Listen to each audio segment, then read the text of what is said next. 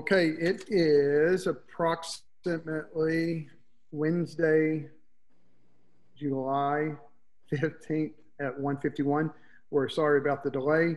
Good afternoon. This is Michael Schaefer, College Station ISD Board of Trustees President.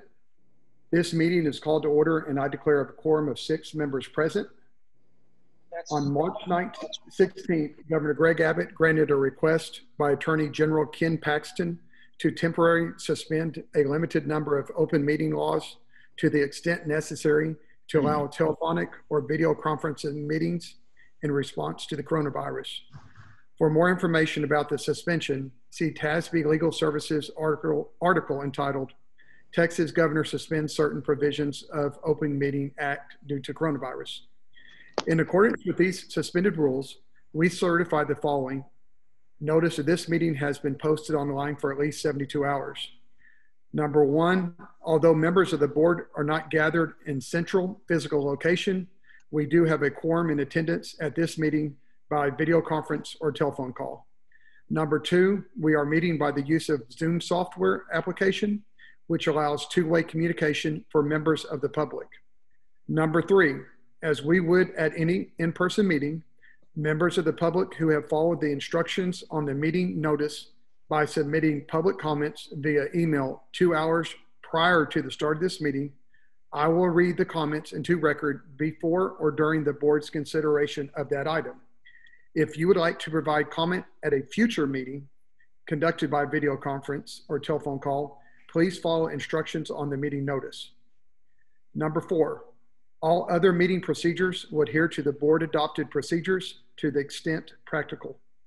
Number 5, a video recording of this meeting is being made and will be made available to the public at a later date. Number 6, I might stress, we apologize in advance for any unforeseeable difficulties and ask for your patience as we navigate through these unprecedented conditions.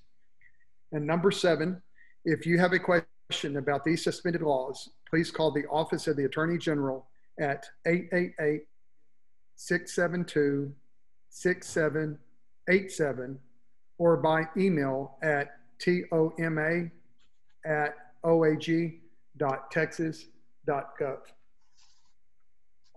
We will move to before we move to item C1, for the record, I want to let everybody know that I will be stepping out of the meeting at 2:30.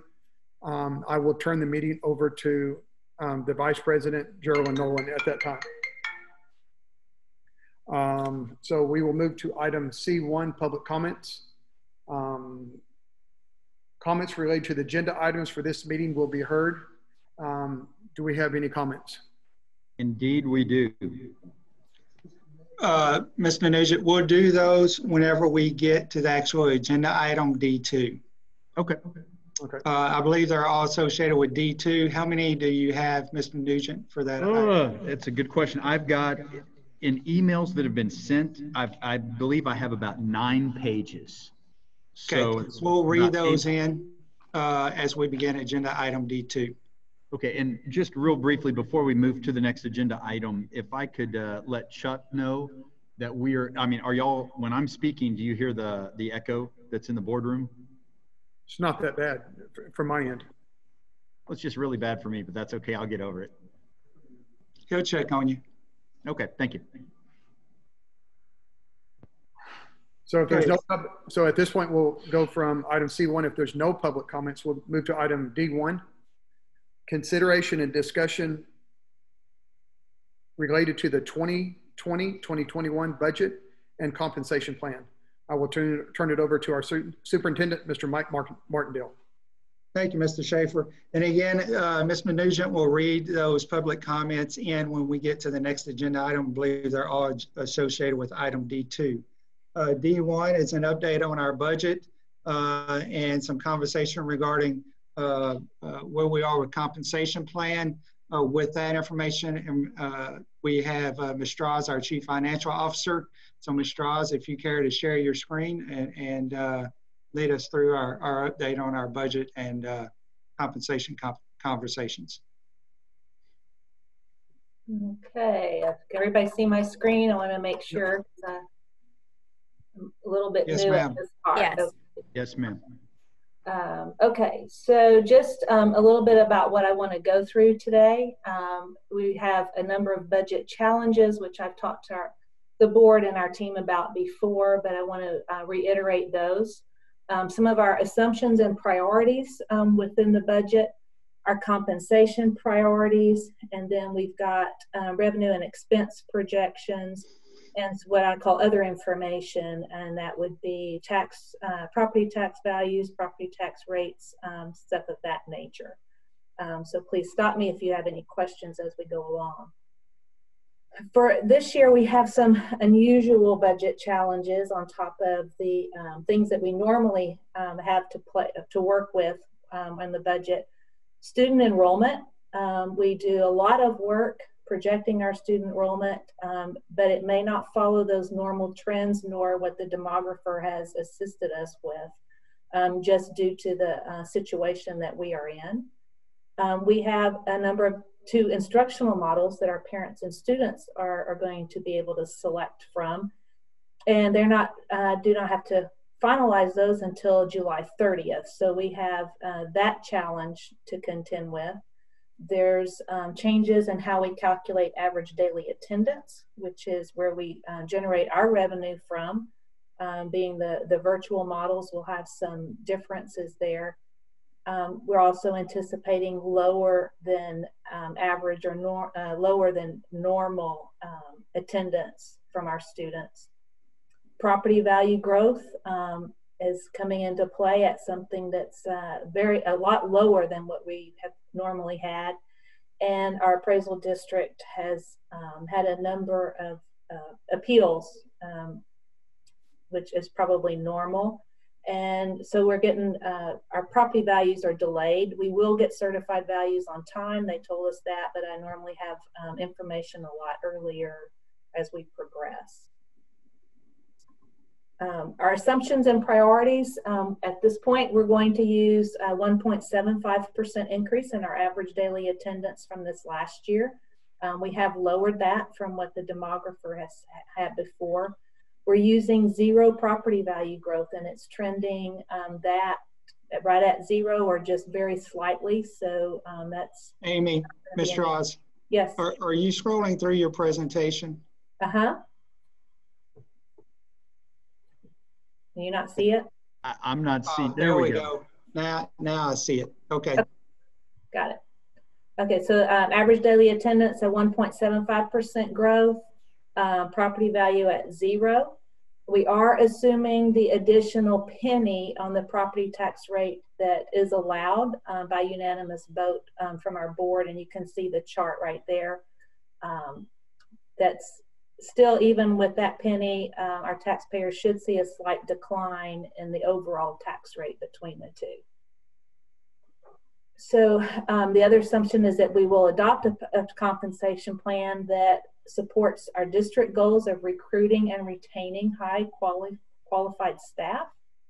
And we're going to support instruction and student learning throughout this very challenging year. And I have to stress that because things change every day right now. We want to support our students and teachers throughout that process. So looking at compensation, do you have a question? I'm sorry. That's my goal for you.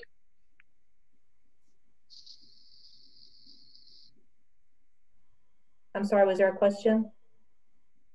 No, Amy, go ahead. Okay. So in talking about compensation, we want to first look at the current year that we're in right now, 1920.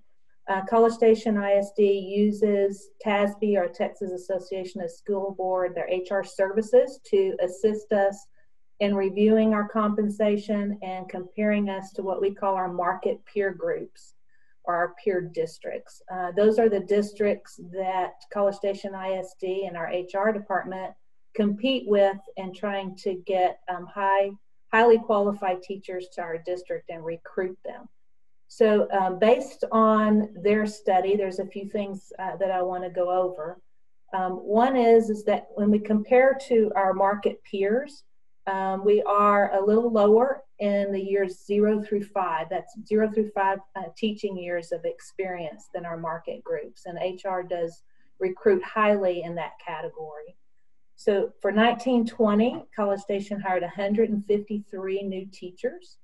And of that, this past year, there was 115 on step 0 and 1. So that tells you that those early years are very important. And then last year, statewide, the starting teacher pay increased by a higher percentage than what College Station increased our beginning teacher pay. So we kind of lost a little bit of ground. For those of you that were here, might remember that last year under House Bill 3, we had to focus some of our increased revenues, or a percentage of that, on teacher salaries, and particularly in the higher year of experience. So College Station did what we were required to do there, but some of the other districts increased the earlier years a little more than we did.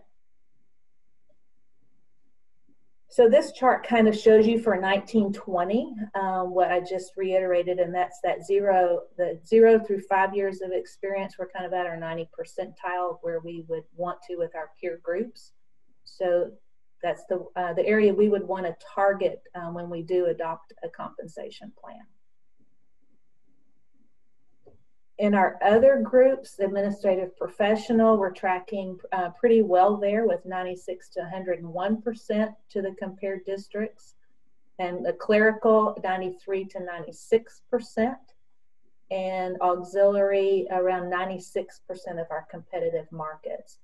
I will tell you that where administrative professional and teaching, we mainly look at school districts only in these last two groups, because we're recruiting and from other municipalities and general industry, we do compare other market groups other than the school district in these two. So due to a lot of the uncertainties, those challenges that I talked to you about, we're not really ready to propose a teacher salary schedule or exact numbers at this point. But I want to go over some of the priorities we're working on as we develop them. And that is, we would like to increase that beginning teacher salary from its current $44,250. And then when we increase that, it will increase the other steps in our salary schedules related to that, because you want to have differences between each of those steps. We would like to ensure that all of our eligible teachers receive some sort of increase from their current year annual salary.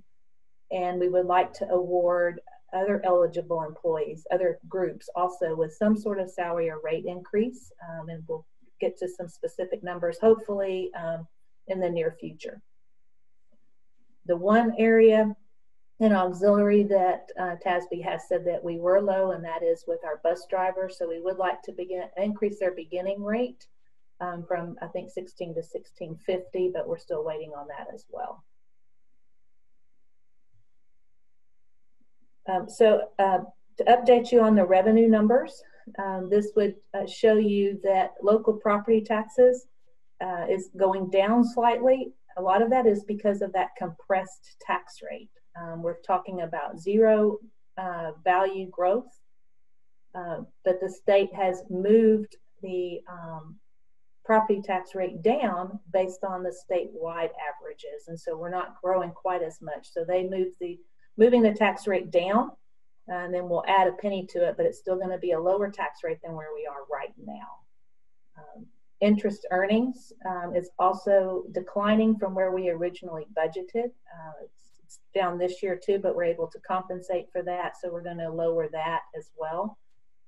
State revenue increasing because of the increase in average daily attendance that we're accounting for. So from the original budget that you adopted, a little over $3.1 million of additional revenue, so $121,500,000, or right there is what we're estimating at this point in time. And then looking at expenses, of course, the majority is in our payroll costs. So $124.3 million in anticipated expenses. That is including a $1.5 million for raises. We've got $1 million of also some savings that we're budgeting into here, and about $535,000 in new position requests. The other additions have to do with inflation, utilities, and again, that student growth. But overall, at this point, we're looking at a potentially expenses exceeding revenues by $2.7 million. That is slightly better than where you originally adopted last year of about a $3.3 million deficit. So if this does materialize in this way, we will do everything possible to monitor expenses throughout the year to get that closer to break even. Amy, let's hold right there before you move to the debt service and see if any of board members have any questions thus far. Hi, I have a question on the slide where you were talking about the teacher salaries. Could you go back to that one? On the compensation recommendations, I think it was where recommendations. Yeah, the recommendations. Right there. What on the third bullet point? How do you define eligible teacher? I would have to refer to HR exactly with me being new here, but first of all, to be an eligible teacher, you have to have an additional 1 year of experience. So that would be 90 days in the district. So you count back from the end of the school year to 90 days. So someone that came into teaching, or maybe they for some reason didn't work and came on after March 1st or March 15th, will have a designated date. I haven't calculated that. They may not get that 90 days of service, so they do not earn a year of eligible service. Okay. Does that help? Yeah. I didn't know what exactly that referred to, so that answers yeah, that's the one I know of. Me being new, I'd have to get with HR to see if there's any other criteria that goes along with that. Any other questions? Will you scroll up one more slide, please? I'm sorry, keep going. One more. There we go, the teacher salary schedule comparison. If you look at 1920, I think this is what Amy touched on as far as needing to be cognizant of the lower level of our teacher salary schedule. This is what we were at each of the different steps, 0, 5, 10, 15, and 20 last year relative to our peer groups. And so it shows you where we are as far as the median relative to our peer groups. So you can kind of see in the lower end, and again, why she's saying we need to be aware of the lower end of our teacher salary schedule. You can see where that's tracking lower in the median of our peer group than our upper years. That's why we just have to be aware of that and make sure we're doing everything we can to stay competitive there as well. So I think that's kind of a telling sign when we start thinking about what we're trying to accomplish with our salary schedule. Okay, thank you. Can you also scroll down to the actual expense page, back to kind of where we stopped? Right here? Yes, ma'am, thank you. So just to clarify on here, obviously the big number is always the payroll. So of those potential teacher increases that we're just discussing, are those at all represented on here, or how are they represented on the preliminary? I'm sorry, I don't understand your question. So these additions right here are incorporated into my preliminary 2021 number. Is that what you're asking? I believe, Kimberly, and let me see if I answer your question. The frame at the bottom, the second row, raises and related benefits, $1.5 million. That is where Amy is accounting for possible adjustment of compensation for current year or current employees, additional compensation or raises. So it is, there are funds earmarked in that $2.4 million projected deficit for increased compensation. Did that answer your question? Yes, that's where I wanted to see what that number was. So we're putting the 1.5 in there. Thanks. And then right below it, the minus the 1, explain that again. Yes, so I've gone through and looked at a lot of times where your resignations and retirements have occurred. And we don't know what tenure we're hiring, but for the most part, we already saw we hired more at that 0 and 1. So we can usually take some savings in that point. Of course, it's not $1 million, but we've also been tightening some of our budgets as well in order to find where we have a little bit of extra. And so that's where I'm taking this $1 million from, is we can reduce from that adopted budget that's in the first column based on attrition, replacements, and just some other areas that we had some savings. Okay, thank you. Mm-hmm. Can we scroll up to the revenue slide? Sure. So looking at the property values and local property tax revenue, let's just say that the bottom drops out on property values with the upcoming in 2021.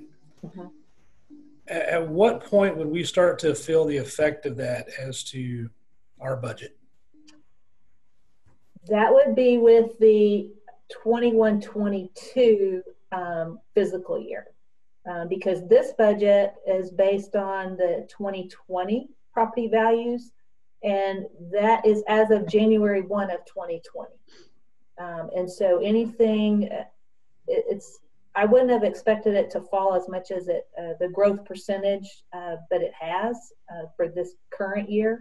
But next year is whenever I think some of the economy might come in and we see a flattening again, and hopefully not a loss. Okay. So one more year. And then as far as the ADLs, I think you already alluded to the fact that maybe we really have no idea. I don't put words in your mouth, but how did y'all come up with that particular number? You mean the average daily attendance, the ADA? Yes. Yes. So we know where we ended up last year. And so what I normally do is I look at trends for the last 5 years and see where we've been, and kind of use that to help project where we're going. You also have a demographer that studies the data. So we compare both of them. So in this instance, the demographer in our historical data has said we should grow by more than this 1.75. But we have the issue of potentially poor attendance just due to the virus and the effect it has on families.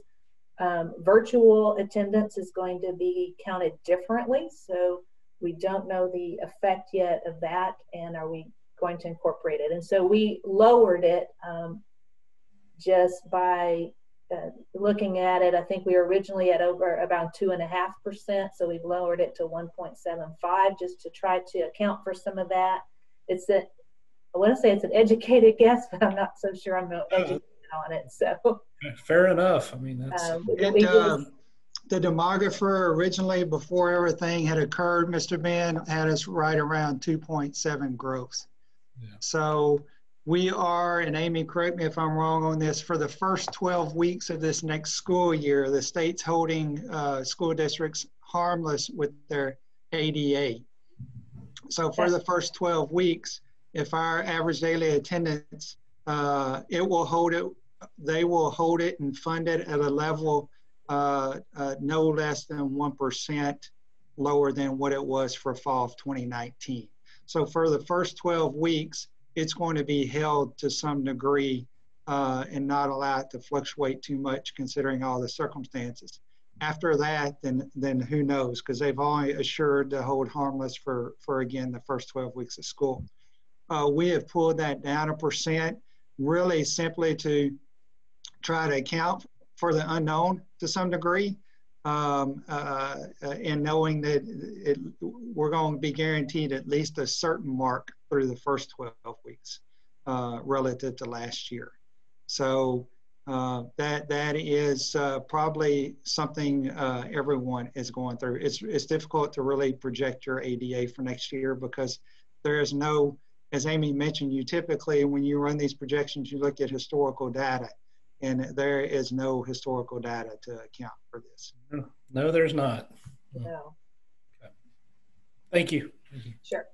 I did think that Josh brought up a good point on, Mr. Ben brought up a good point on the property taxes. So probably the thing that we would want to look at to keep our eye on this year is the collections of the local property tax.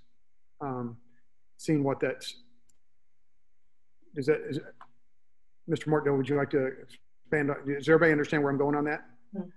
The property values are set from what's January 1st, 2020 and what's set for January 1st, 2021. What could impact, it's not necessarily our budget this year, but possibly cash flow is the collection of the tax payments when they're due.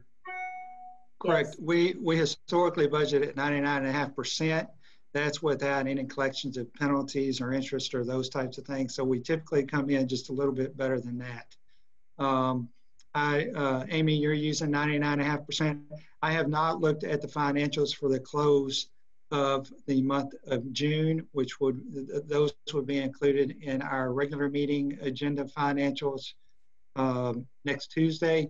So I haven't looked to see what our collection rate is currently and how it may have even been impacted. But you're correct, Mr. Shaver. We could project the numbers correctly, but if the collection rate doesn't hold, that could throw those numbers off. I think the date was June 30th, right, for the last portion for last year on the split tax payments. It is June 30, but that's the postmark date, and so there's a lot that come in right at that end. So it'll go into July for us as far as collections. Okay. We should be pretty close by. Now it's mid-month that we can look up some things and give you some good projections. But when you see the June financials, realize that we'll still have some pretty big deposits coming in July. Okay. I have another couple questions. You could tell me if maybe you're getting to this as well, Ms. Stroth. It's particularly around income and expenses around COVID.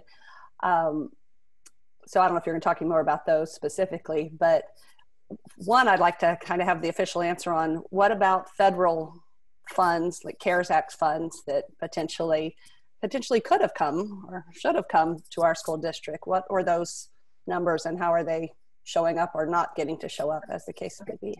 Well, at this point, and these numbers, they're not showing up yet, but we are going to get what's called ESSER or CARES Act monies, and they'll come into this 1920 play. And I haven't reflected it here because it's really almost a wash. So what the state's going to do is they're going to send us, once we get everything finalized, funds, federal funds to assist us with all of the additional expenses that we have incurred. But they also held us harmless, or districts harmless, for that since March on our average daily attendance and our enrollment. So the way they're holding us harmless, because they're short of funds, is they're going to send us federal monies, and then they're going to reduce the state revenue by almost equivalent to that amount. So for 1920, we will have actually a little less revenue than I'm showing for 1920, and this is adopted, not actual, but I'll also reclassify expenditures and move them over to where the grants are normally done. For 2021, we can carry some of that over to help us out in 2021 if we can afford to, but we're going to have to see what our actual expenses were out of the general fund that we've incurred before I can tell you if we can carry any of that to help us in 2021. So far, there's a little bit of COVID relief funds that are coming in that we can use through December, but it's not a very large amount. Okay, thank you. Sadly, I thought that was the answer, and I think people need to know that a lot of this money that's been talked about at either at the federal level is not really making it to our school districts. No, the state is using it to help their budget and holding us harmless for that revenue calculation for this year. Yes. Are we going to talk anything more about additional expenses that we are incurring because of COVID? I mean, some of the small things like face shields and face coverings, or I don't have that in this presentation. I can certainly put some information together. I will tell you that we're picking up the state supply of PPE today, which included a number of masks, sanitizers, and that sort. And that's going to certainly help, because then we don't have to purchase it. But it is not enough. We are also purchasing more. So I can certainly put some numbers together for you. When we start actually filing for these ESSER funds and accumulating all of our expenses, I'll provide you all with a summary report, so you can see more exactly what we have spent to date and what we might be anticipating for next year. Okay, and I guess just from my viewpoint, this is my comment now, is that I recognize that we have to do things differently because of the situation, and I think that's may cost some money. So I think we need to really understand what that is and hopefully support it where it's needed. You know, again, we'll talk more later about our goals of keeping everybody safe, and getting our students well educated. So just that's my comment on the budget part of that we need to make sure we are allocating the funds we need to make those things happen, whether it's technology or maybe it's extra money for subs. I don't know what it is, but I think there's going to be some additional or different money needed. So I fully agree. That's why I made sure that as I was developing and working on this budget, we added that goal of supporting instruction and students during this very strange time, and make sure that we allocate what's needed there. Thank you. Mm-hmm. Okay, moving on to debt service. Currently, you have a debt service rate of 0.269, so almost 27 cents, just shy of that. We are at this point recommending, even with a zero property value growth, a slight decline of about close to ½ cent. And that will cover our debt payments and fees for this coming year, as well as the bond funding and potentially an early redemption. And that bond refunding and early redemption in the long run will save the district, and we'll have some better numbers when it gets down to it, but save the district and taxpayers in the long run a lot of interest, similar to paying off your mortgages early, that sort of thing. So I'm really pleased to say, even with the flat property value growth, we're going to be able to take advantage of some lower interest rates and pay some things off. Just some other information, because this is such a strange year, I thought it would be helpful to go back and look again at some slides that were shared earlier in this year about our tax rates and where it's been, because this past year, the tax rate did go down considerably. Some of that was because of House Bill 3, but also with some good management on the debt side, that rate also got lowered last year. So our taxpayers last year had a considerable decline in their rate from $1.37.2 to just under $1.24. So that was amazing. And we'll be able to see another slight decline this year. Mr. Ross, since this was your first time, I would have probably tried to take credit for that, but I don't think I can take credit for that one. And then this chart shows you this very strange year of potentially no property value growth. You can see in 2017 it was at 11.7. I'm not real familiar with what might have occurred to make that 2016-17 that high, but you can see anywhere from 4 to 8% is normal for College Station, and we're looking at no growth, and I think 2021 is going to be very similar to that. So we've got to monitor that for future years as well.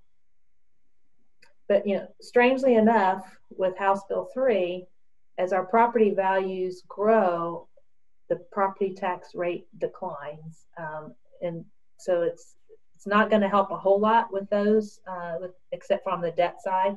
with property value growth, but we all want to see growth for the economy and everything else. So property value growth does not always equate to additional property tax revenue for the district to have operations. We've got to have student growth.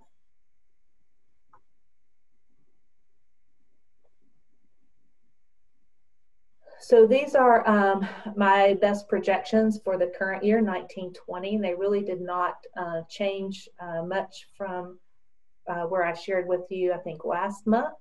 About a 2.7. Remember, we adopted around $3.5 million deficit, so we're going to be better off. But you know, I want to show you this 900,000 was unanticipated, and so if we hadn't had that, it would have been a lot better. But those are some property tax refunds that are going to be mandated.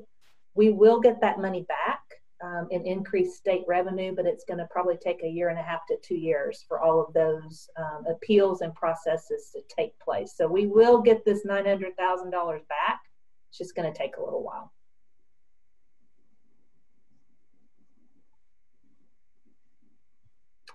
So then looking at the timeline, we're here with a budget update. We can share again next week at our board meeting anything new that we have, or reiterates anything else you might want to go over next week at the board meeting. Later this month, we will get our certified property values, so then we can finalize everything. Sometime between August 1st and August 8th, we will run all of our required advertisements and publications to inform our taxpayers. And then at our regular board meeting on the 18th is when we will have our public hearing and adopt the budget and the tax rate.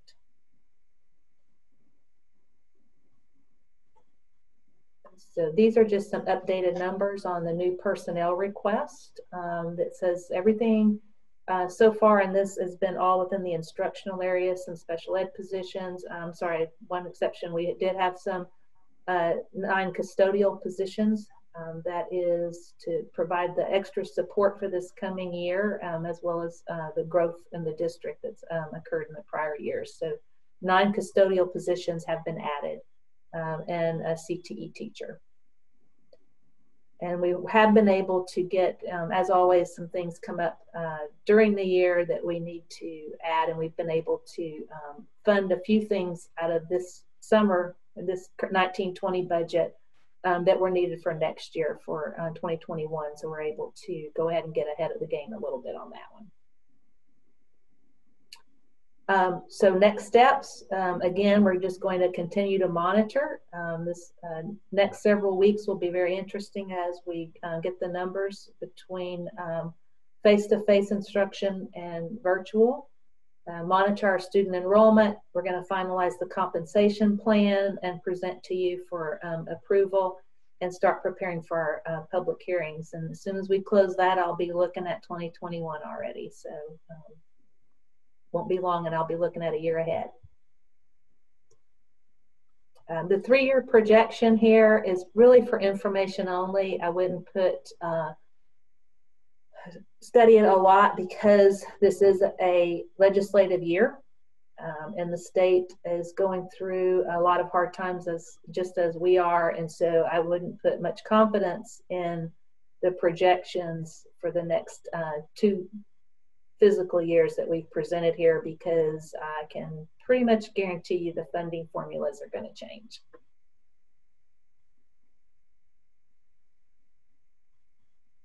Okay, further questions? It's very unfortunate. It seemed like we were just getting a break this past school year with House Bill 3 last time, with the way they changed the funding formula, and it's kind of just very discouraging that this all happened when it happened, right when we were starting to feel much better about our budgets and the way that the state of Texas is funding public education.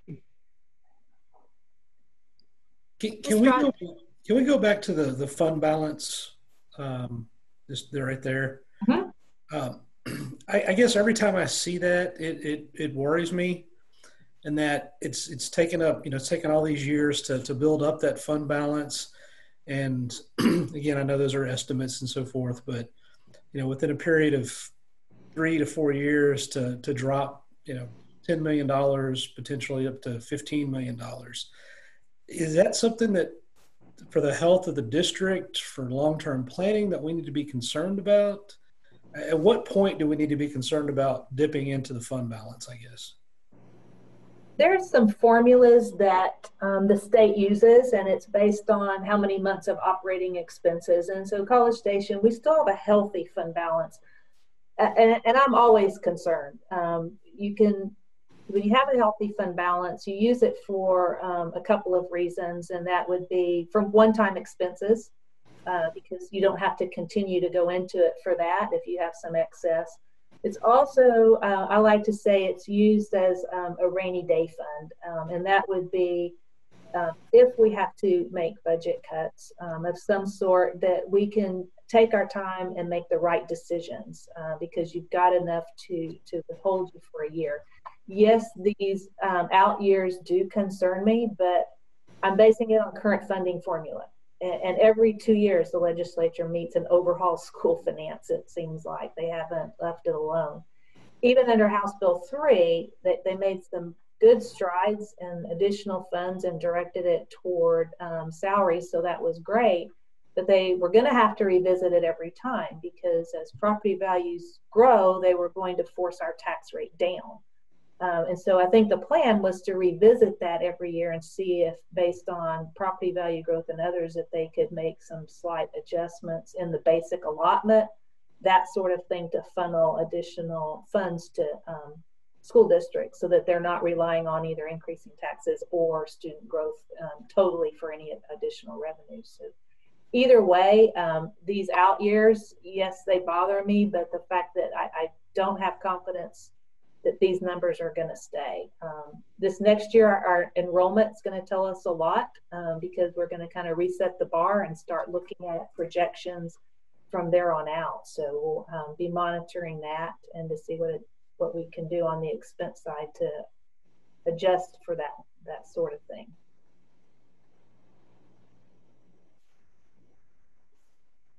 Ms. Draws, on additional teacher, or I'm sorry, the additional staff that we're adding, I think you mentioned SPED teachers. Have we identified how many we will be adding?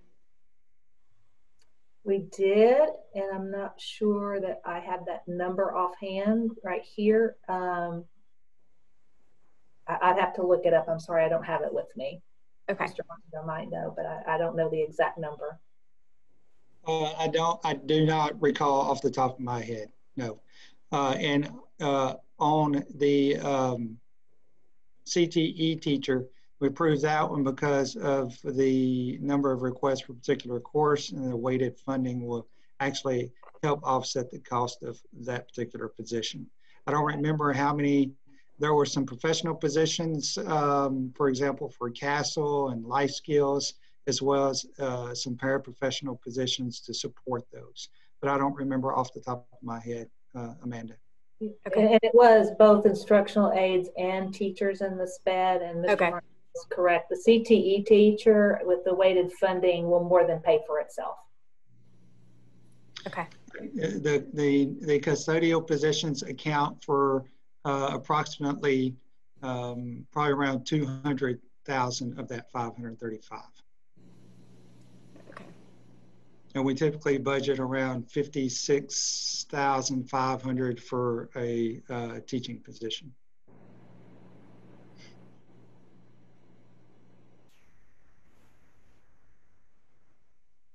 Any other questions?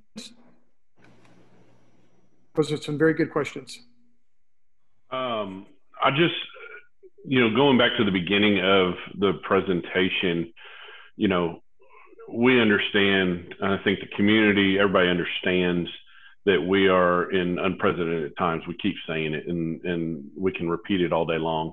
But the glaring fact is that we do need to improve on our faculty and staff compensation. And y'all have identified that, and I appreciate that, because as a parent, I know nobody understood what teaching was until this past spring as a parent. And So with us addressing that and seeing where we are in comparison to other districts, you know, one thing I hold my hat high is when we were at Schlechte, and a lot of districts that we were talking to said, "Oh, y'all are College Station. We want to know what y'all are doing." Well, people hold us in a high regard throughout the state, and I want to make sure that we are holding our teachers, faculty, and staff and all that in the same regard that the state looks at us. So I'm anxious to see what we can do.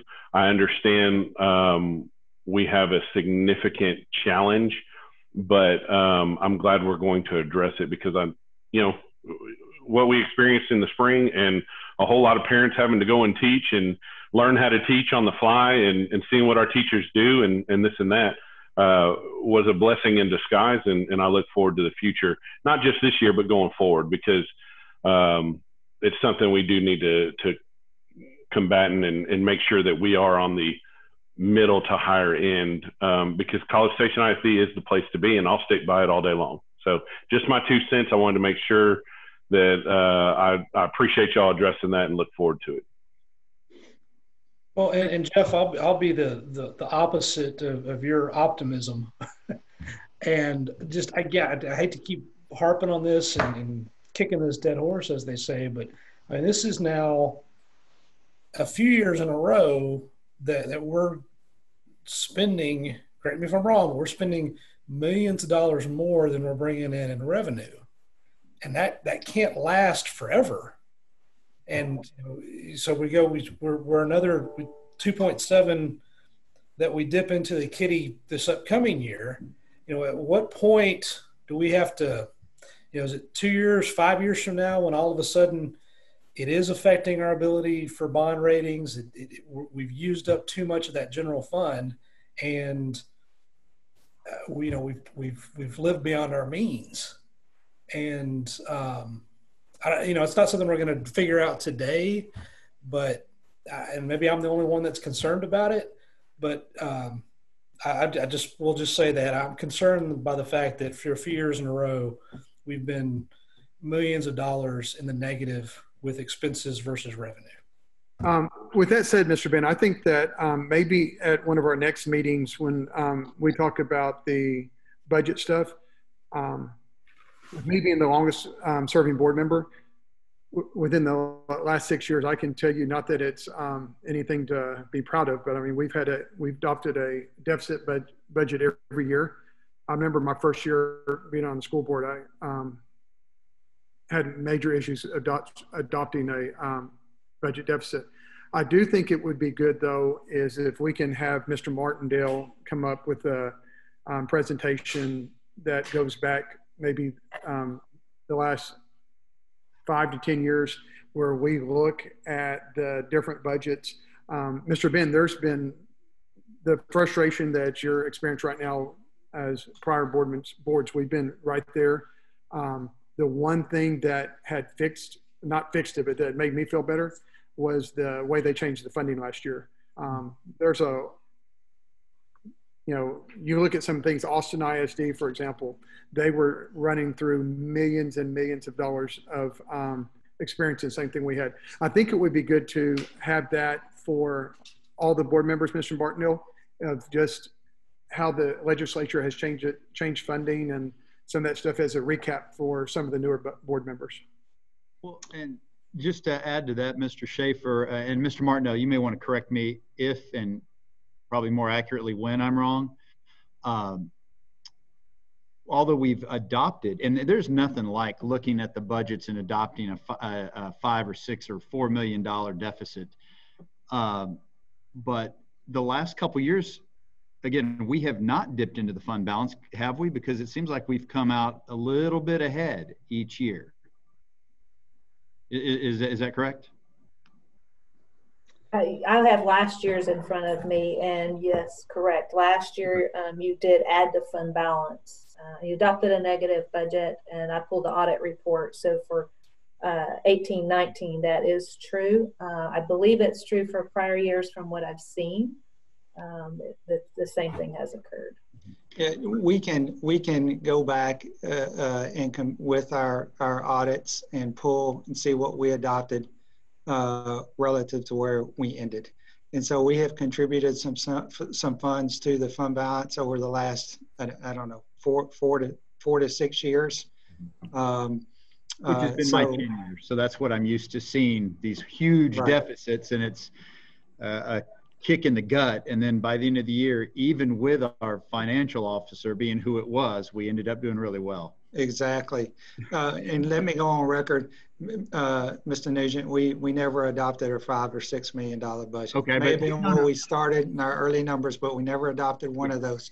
But we can pull that historical information up, and I will touch base. I agree with Mr. Horak and Mr. Ben. I think we absolutely have to do everything we can to take care of our folks, because they're the ones that make it happen and take care of our kiddos. So I consider that number one, a priority every single year. On the flip side of that, to tell you that to see how the next legislative session plays out with school finance in Austin, I'm kind of with Mr. Ben on that one, because at some point the impacts of COVID on the economy will work their way through the system in the state's economy and school finance. So I do believe in each of those out years, amen, I don't see the numbers because of the way the presentation set. Each of those out years probably have a line item for new positions and some increased compensation and those types of things. So with new positions, I don't know that you have those lined out. Like it's right here, right before the bottom of the line, I have an asterisk that says what's included. Okay, so those things are in there. So if we found ourselves in a bad place over the long run, then we could, oh, I see it now, 650,000 in those out years. So then we would have to be just very cognizant of how much of that 650,000 we actually spent. And in payroll costs, she's using 2% increase on compensation. So, that is probably an additional $2 million. So there's probably $2.6 million in each of those that we'd have to weigh our circumstances at that point in time. And again, that's a different legislative year. So the numbers she's showing you right now, the one thing that I can guarantee you about those numbers is they're not correct, because they're going to be projected out on a different funding system this time next year. And that's not, and Amy knows this, it's not that the way she's run is correct, but the system will not stay the same. So every 2 years, as you go out every legislative year and every biennium, the ability to project becomes that more inaccurate. Well, and further, look at this, the tax rate that our funding template is projecting. And the state of Texas, this is based on a formula where the ones that developed this have thought the state's property value would grow. And, if it's going to follow what's happening here, that tax rate's probably going to not be quite that low. Like I said, as property values grow, it forces that tax rate down. And so that's it. Everything in here is about as good as my average daily attendance philosophy. Well, Ms. Dross, we thank you for your hard work. Absolutely. Any further questions on the budget? Okay. Thank you. If not, we'll move to item D2, consideration and discussion related to draft instructional framework and operational plan for a reopening of schools safely in August 2020. Mr. Martindale, and at this time, I'm going to leave the meeting and turn it over to the Vice President Nolan. Okay, thank you, Mr. Schaefer. At this point in time, Mr. Nugent, I believe you have the comments associated with this agenda item. So this would be an appropriate time for you to read those into record. And then from there, we can get started. Yes, sir. My name is Mike Nugent, Secretary of the CSISD Board of Trustees. I will be reading the following emails into the record to be recorded as public comment. Public comments were submitted via email to feedback@csisd.org prior to 2 hours before the start of the meeting. They will be read in the order in which they were received. Per board policy, the content of the written comments will be limited to 3 minutes and will be timed by Ms. Carrie Horn. Here we go. And again, we have about 9 pages of printed emails, and it looked like there's 11 or 12 different ones. So I will get to it. First one. Hi, my name is Joyce Husted. First, let me state that I appreciate the board and I don't envy all the critical decisions thrust upon you about the new school year. Thank you for taking the time to hear from concerned parents. I'm emailing the board about the mask regulations for the 2021 school year. If I read the TEA guidelines correctly, students will be required to follow the governor's order. Per the governor's order, masks are only recommended when 6 feet of distance can't be kept between non-related individuals in a public place. So does this mean our children will be required to wear masks all day at school? When my kids wear masks, they touch their faces more, they wipe their noses from the moisture created by the mask, they itch their mouth and cheeks, they pull it down to speak clearly, etc. All of this means they'll be touching their faces even more than if they didn't wear a mask, thereby spreading germs easier. The mask also causes headaches. For health reasons, it's advised that paper masks be thrown away after a day's use and that cloth masks be washed regularly. What happens when this recommendation of wearing a clean mask isn't followed? Will it be a breeding ground for bacteria that children are forced to inhale for 5+ hours of the day? As a parent, I do not require my kids to wear a mask and won't require them to. However, I want my kids in school. So what I want to know is, will you be expelling students for not wearing a mask? What will be the repercussions for those who don't wear masks? There's not an end date on the governor's order, so how long will this be required? Not only that, but will schools be providing clean masks every day to students who don't come to school with one? Will our children be required to wear masks in the hot, humid heat when playing outside? Thank you for listening. Sincerely, Joyce Husted, parent of a 4th and 7th grader. The next one, College Station board members. My name is Roy Rodriguez. I am a parent of 3 and a teacher in the district. I'm very concerned about what I'm hearing about CSISD's plan to return to on-campus instruction.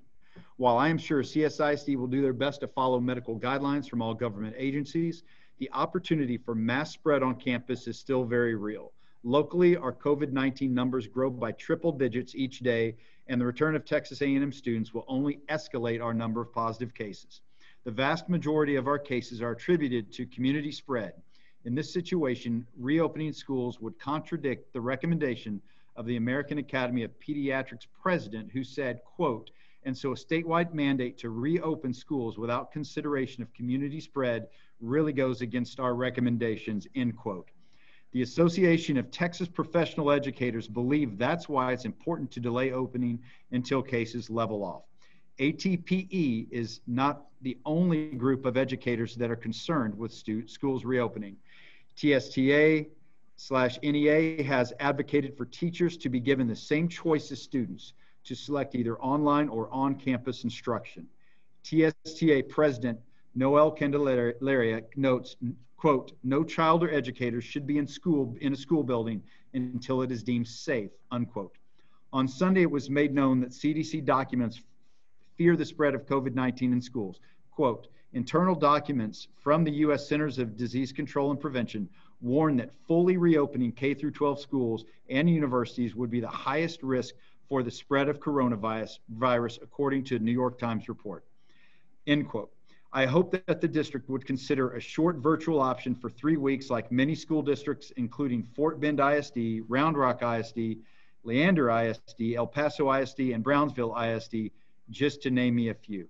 I believe that we need to see significant slowing down of cases in our area prior to reopening. Round Rock ISD has proposed a reopening plan that looks reasonable. Their timeline is as follows, quote, "Suspend in-person school until the 7-day average hospitalization rate is 5 or less," end quote. If CSISD follows the recommended plan of TEA, teachers aren't given many options to work remotely. My concern is families like mine with both parents as CSISD staff members. My wife and I do not have the option to have our kids stay home because the district is having us work in person. Therefore, we have no choice but to send our kids to school despite our health concerns. I think this is an important issue as well.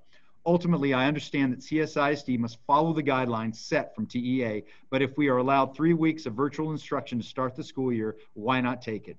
This gives the district more time to evaluate our community cases and act responsibly to better meet the needs of students and staff.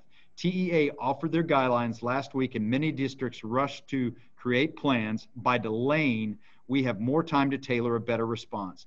It is also possible that the governor and TEA reverse their decisions if cases continue to rise as they have in Texas. In the end, my concern is the safety of all. My fear is that we will be filling up buildings with students and staff and COVID-19 will spread. We should not be putting student and staff's lives and health at risk with premature reopening of schools. Thank you for your time, and I hope that you will take into consideration when Mr. Martindale presents his reopening plan to the full board. Roy R. Rodriguez.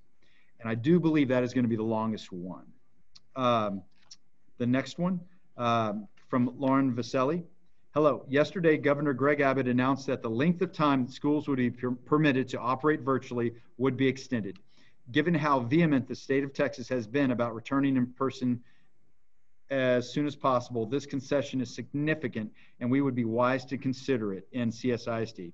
Given the closures of summer camps and UIL conditioning camps, as well as the rising number of infection in Texas daycares, it is clear that the children are affected by COVID-19. As of July 10th, teenagers aged 15 to 19 represented 9.2% of local COVID cases, despite representing a much smaller portion of the population.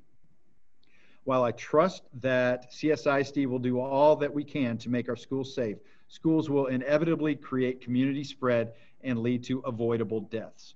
Our classrooms are small and have no windows that can be open to create airflow. Desks must touch on at least 2 sides to fit in a classroom. Hallways are always crowded during passing periods, and the number of bathrooms is not sufficient for the number of people who will need to wash their hands between classes. Recent research indicates that COVID may become aerosolized in closed, crowded indoor spaces, so no amount of mask or plexiglass will be enough to stop it if infected individuals comes to school. Additionally, students' mental health will be affected by the modified operations.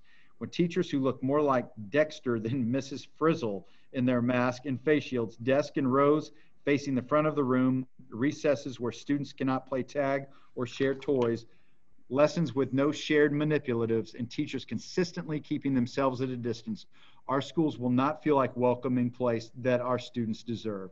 This will be inevitable, but I would prefer to avoid teaching in such an environment for as long as possible.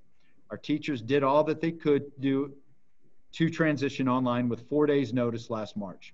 And if given adequate time to plan, we will be even more able to create meaningful digital learning opportunities.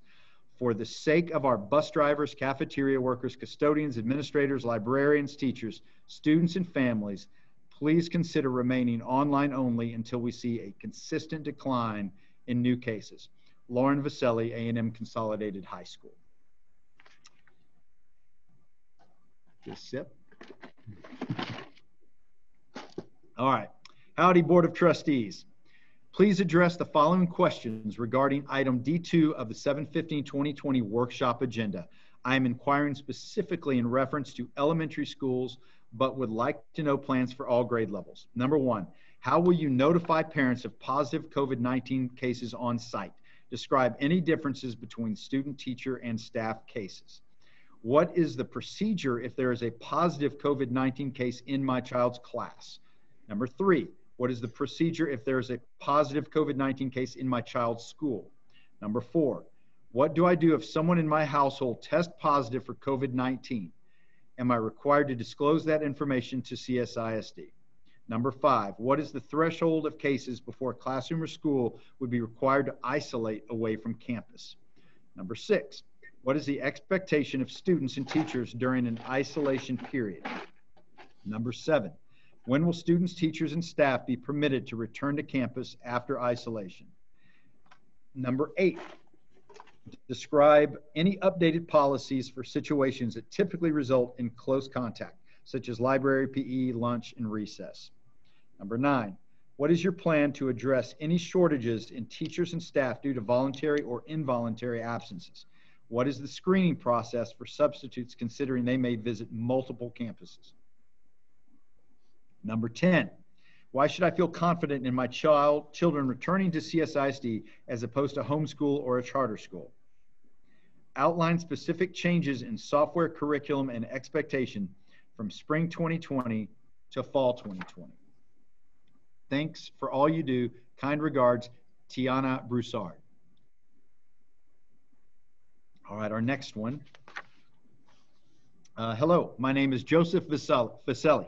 I am the spouse of a teacher at a local high school, and I would like to express my concern about reopening the schools this fall. I believe that we should wait to reopen the schools and that failure to do so will be self-defeating for the intended purpose of reopening, as well as dangerous to those exposed to the virus. While children do not have significant risk of death from the virus, we do not know what the long-term effects are from exposure. Evidence of severe long-term issues have already shown themselves, and it is not yet knowable how this will affect the infected in the long run. This virus also poses a risk not just for students, but especially for the staff. Nearly 1 in 4 school teachers are at risk of serious illness if they are infected with coronavirus due to their pre-existing conditions. Teachers, custodians, and office staff are all at a much higher risk to COVID than the students, and will likely spend each day in environments that cannot meet CDC standards for distancing. Teachers will spend multiple class periods in rooms with nearly 30 students, which will severely hamper their ability to socially distance. Given how this virus has an average pre-symptomatic period of 6 to 7 days, an infected person could presumably spend an entire school week infecting classmates and teachers before they know they're sick. The situation is self-defeating if the goal is to get kids back into school.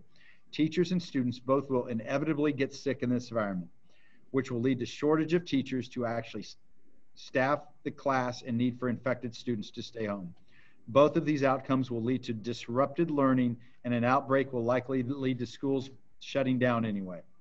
While I understand it is not an easy position to be in for anyone involved, the only outcome I see coming from reopening schools is that students return to a less effective learning environment before inevitable outbreaks force the schools to close, and the only thing that will have been gained is a number of sick students and staff. Some of these infections likely will be serious. As a husband to an educator and someone that doesn't want to live through a situation where numerous children become ill, I ask the students not be reopened. Thank you. All right. Dear CSISD Board, when the COVID-19 pandemic started and our schools needed to close, parents, students, all ages, school staff and teachers worked together every single day with CSISD, giving the support and strength we all need to go through this situation. School buildings were closed, but our schools never closed. Our kids never stopped as our teachers, and as well as our teachers, and we were proud of it. Thinking about all the support the parents were able to give to this board when they needed, I hope CSISD can hear us now regarding the situation our city and our state are facing now. It is a time to decide together, thinking together, and make our priority not the fact schools should open no matter what, but how schools should open. Or is August 13th the right time to open? How safe our staff and our kids will be. Thinking about that, and in addition to CDC's guideline and current situation in College Station, with 12.78% of total positivity rate, I would like to suggest to this board the discussion of, first of all, prioritize student and staff safety and well-being. How does this board think to ask the parents to choose an option without providing them how the schools will look like when we open the buildings? What kind of protocol staff will use to receive our kids? What protocol our kids will follow inside the schools? How the desk, bathroom, lunchtime, recess will look during this time? Face masks for elementary kids and all staff? Question. Secondly, focus on equity between the students. Will the homeschool kids receive the same orientation, curriculum, assignments that the students in person at school? Next, stay flexible. Some ideas: postpone the beginning of classes or start it 100% online for the first 3 or 4 weeks, considering the announcements Governor Greg Abbott did today, Tuesday.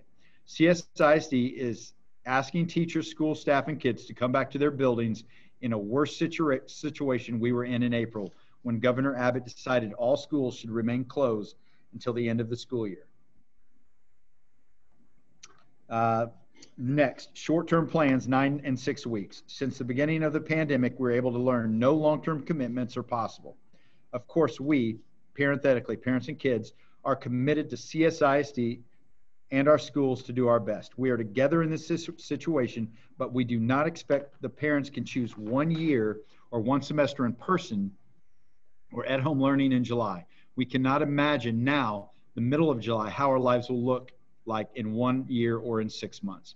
We as parents have appreciated the ongoing dialogue and hard work from CSISD throughout this challenging time, but due to the current public health conditions, we have grave concerns with the idea of daily on-campus class and activities. Our kids cannot be a part of the research about how dangerous COVID is for a kid. And this is underlined for emphasis. The acceptable number of students' death is 0. We do not want our kids to be the 2% of kids that die in the USA from COVID. I do not want to see the next yearbook, in next year's yearbook, a full page of photos and memories of teachers and kids that died from COVID, calling them our heroes. We will come back to our building knowing that we will risk 1,000 lives.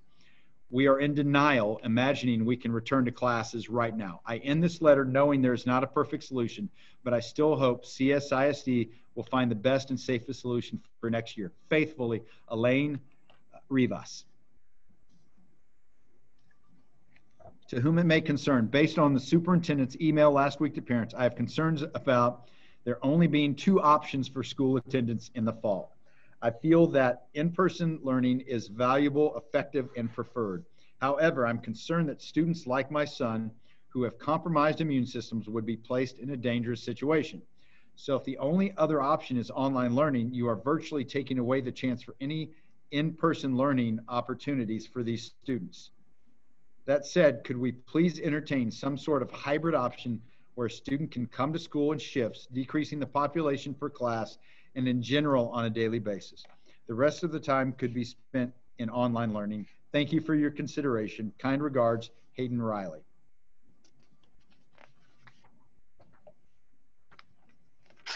All right, we have two more comments. To whom, I'm sorry, members of the school board. As a former teacher, current counseling graduate student, and a full-time mother to 4 students in College Station ISD, I appreciate the impossible position you're in and try to make plans for the start of the school year. As the virus continues to rage across our state, each day seems to bring worse news. All of this is happening as our own town is about to be flooded with college students who are making up almost half of the cases here and continue to spread the virus throughout our community.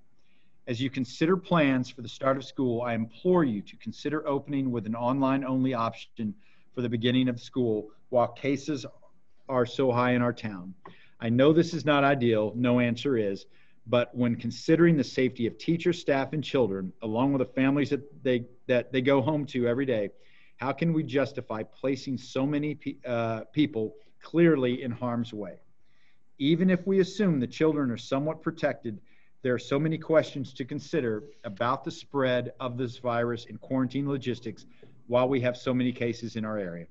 What happens if one person in a child's family is exposed? Does the child stay home in quarantine for 2 weeks? How will they learn? Will they have the same teacher? Will there be any continuity? What if one person in a teacher's family is exposed? Who will teach the children for 2 weeks every time a substitute is needed?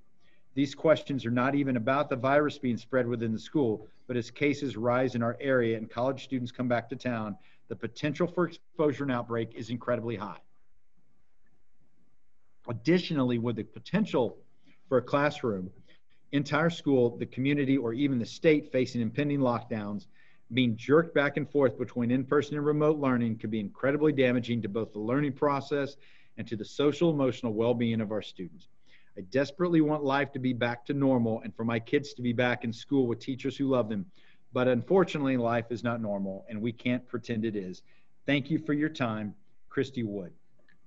And our last comment, to whom it may concern. If children have a pre-existing medical condition that makes breathing difficult, will they be required to wear a face covering even though that directly contradicts current CDC guidelines?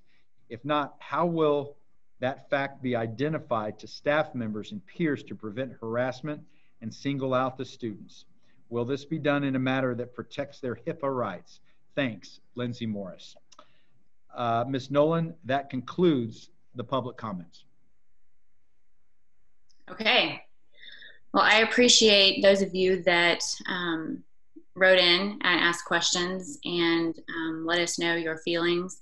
And hopefully today, through the next part of this meeting, we'll be able to answer some of those questions and through the presentation and discussion and put some of you at ease and help you to make better decisions for your families. So Mr. Martindale. Thank you, Ms. Nolan. Thank you, Mr. Nugent. We kind of explained to everyone how we're going to work our way through this. And I also speak to the email that I sent out to our families last week. Here in just a few minutes, I will present from a website that we're preparing with the information that we will share with families either this evening or tomorrow. We'll make that website live, depending on what adjustments or tweaks we need to make to it after our conversation today. In that website, it has quite a bit of operational information as well as some FAQs. I think it will answer a lot of the questions that some of the folks just shared with us, but it won't answer all of them. It is ever evolving, and we'll continue to collect feedback and hope that the information we share and present in that site just helps folks with decision making. After I finish with the operational piece, I'll have Mr. Mann and Dr. Trammell speak to our instructional options, which consist of course, currently of on-site. And if a campus or a classroom or the entire district through the course of the school year had to close down, that would transition all those students to the at-home learning system. And that's the language and terminology that they will use in their presentation, as well as the other option, which is a virtual option for those that are not ready to return to school. Following that, Ms. Perry will review some HR information just relative to employees and questions they may have regarding leave and those types of things. And then we'll get that information posted on our HR website, as well as email that out, because I know they have lots of questions as well. So with certainty, what we do know with certainty is everything is uncertain. In just the last few days, conversation from the governor about an additional time as far as just offering a distance or a virtual option before doing at school. That message has changed from the state in the last day or two. I understand from some that comments from the commissioner tomorrow in his superintendent's phone call should elaborate more on options that districts have. So we'll be listening to that and taking those things into consideration as we approach our first day of calendar school year, which is August the 13th. So we're going to speak as though we're preparing for our current circumstance now, which is on August 13th, providing an on-site option to parents or a virtual option. Understanding that we'll continue to reflect upon that as we progress toward that date. So again, everything is draft and could possibly change.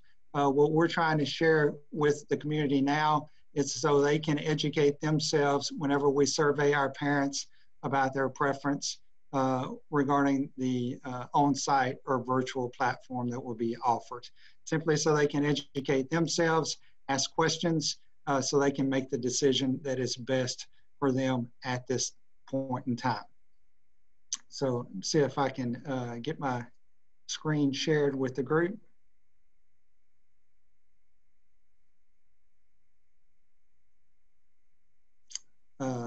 Mr. Nugent, give me a nod if you can see this, okay? So this is our back to school site. Oh, hello, everybody wants to hear me, okay? So this is our back to school site that we will prop up for our community, again, either this evening or tomorrow, depending on any particular adjustments that we may have.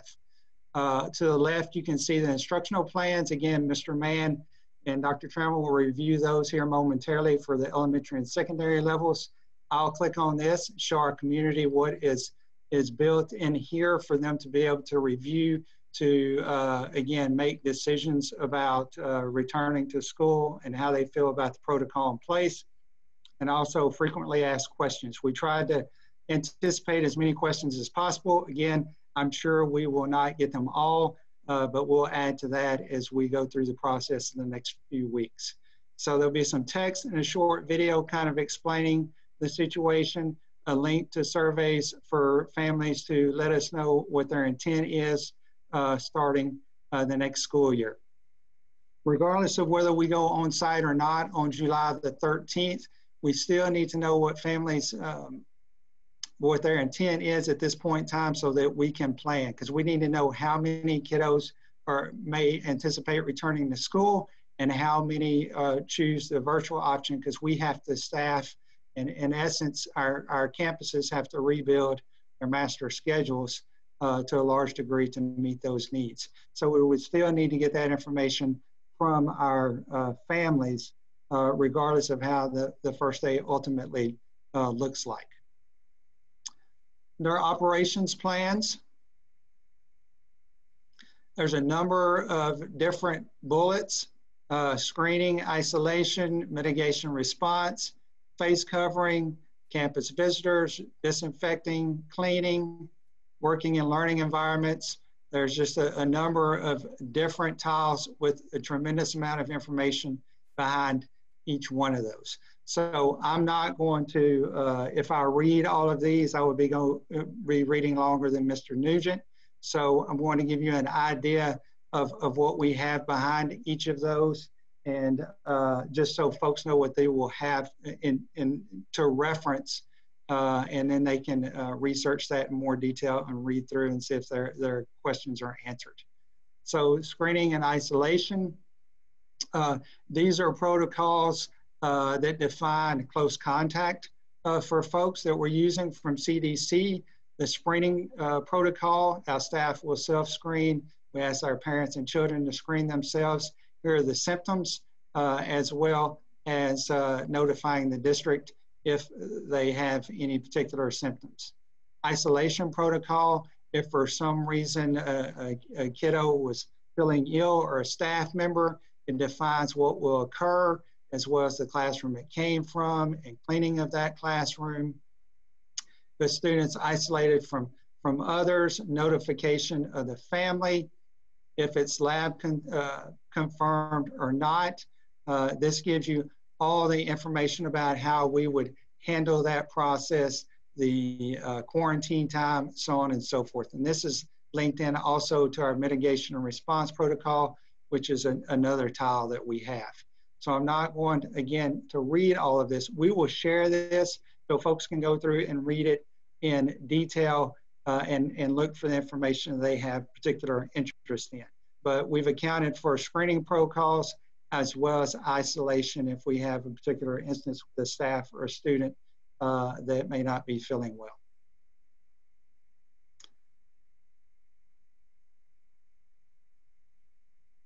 In just 1 minute to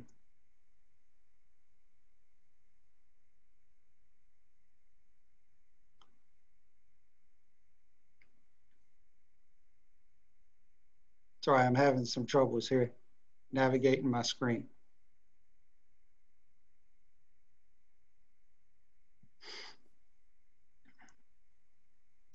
Okay, going back, mitigation and response. This is a full document. It's much larger than the other tiles. It has, again, screening and isolation protocol, student, staff displaying symptoms, and these are linked, so it will take you to the particular topics. Protocol for return to school or work afterwards. Face coverings, I'll touch on that here momentarily. Protocol for campus visitors. Hand sanitizing, disinfecting, cleaning, daily campus cleaning, additional measures as far as mitigation and positive cases on campus. So there's tremendous amount of information. in this mitigation document. Again, these are linked and will take folks straight to the particular topic within the document. So it's hot linked so they can get to the information quickly. Again, here's return to work or school if it was a confirmed case with or without symptoms, face coverings, which I'll speak on specifically here in just a moment as far as where we stand at this point in time, protocol for visitors and how we would anticipate starting the year and limited visitors on campus, hand sanitizing available throughout the campus at the entries and the campuses. So it has a tremendous amount of information available in here as well. So you can just you can see the topics of what we tried to cover in anticipation of answering people's questions and letting them know what practice we would have in place for those different scenarios. Face coverings, and I know a lot of people have interest in this one. And again, I'm telling you, this is what we have at this point in time. These are draft and we can adjust accordingly if need be. Currently, what we have is we would function within the executive order that the governor has provided to us. It does say 10-year-old and up would be required to wear a face mask. And again, this is an executive order. What we did clarify here is we said grades 4 and up, simply because we have 9 and 10-year-olds in the 4th grade, and we were trying to make it consistent with a particular grade level. Also, we did add this part: if executive orders are not in place, the district review the current situation within the community in consultation with local health authorities to determine if we needed to continue to mandate a mask throughout the district or specific locations. And even if there is no mandate in place, that we would still strongly encourage, depending on the circumstances in the community. So if we were to start back today and the executive order was in place, we would follow the executive order as far as protocol for face coverings. Campus visitors. This is just, again, protocol for visitors. Utilize virtual options. When we start the school year, we will not allow visitors for lunch. And this says until further notice, because again, things are constantly changing.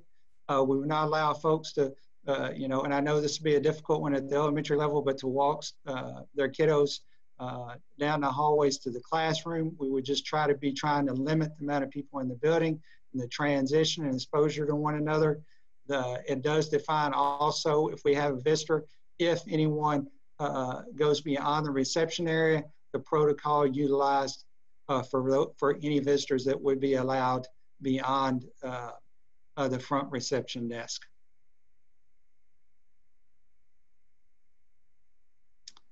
Disinfecting and hand sanitizing. Hand sanitizer available in every classroom. Students encouraged to wash hands, and we will also, of course, we'll provide the hand sanitizer at the entrance, in the classrooms, and the cafeteria.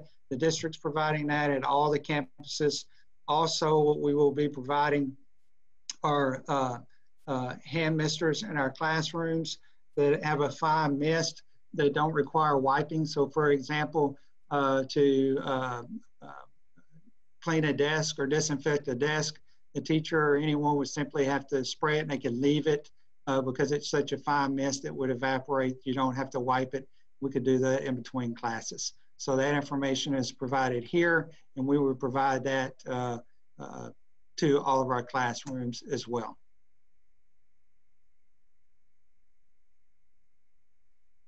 Work and learning environments. I did hear earlier about recess and those types of things. That will be captured in here. I do want to touch on the social distancing in the classroom. That will be relative to how many students choose virtual versus on campus as to what we're able to do with the spacing in the classroom. Again, classrooms will be outfitted with hand sanitizer and the disinfectant spray that I just mentioned. It goes on to give other things as far as utilizing technology, limiting shared supplies, how to manage grouping as far as table seating, so on and so forth, consider outdoor space. But in this work and learning environment, it accounts for a number of different areas: collaborative and work projects, common areas, and how to manage or develop schedules so you don't have multiple classrooms in a common space, meeting spaces, administrative and reception offices. So it breaks it down to a number of different places: flexible learning areas, as well as computer, art, and music, how to manage PE classes. I think I heard that in one of our comments. Recess at the lower grade levels, elevators, restroom, and signage outside restrooms, so we can try to manage the number or the maximum capacity of people within the restrooms. The library and flow in and out of the library, having sanitizer there. Transitions at the elementary school, as well as the secondary school. And we share this information with principals, and I know they're taking a look at this to determine the best way to implement these types of things at the campus level. It will look a little bit different at each campus, simply due to the layout of the physical space. But we'll continue to work on defining those specifically, but at least they have some protocol to work within at this point in time. It also speaks to the considerations for arrival and dismissal of school at the elementary and secondary levels. So again, tons of information. Try to account for those points in the day where there's lots of movement, and just trying to organize that and how to arrange that to be wise about how we're doing things. So,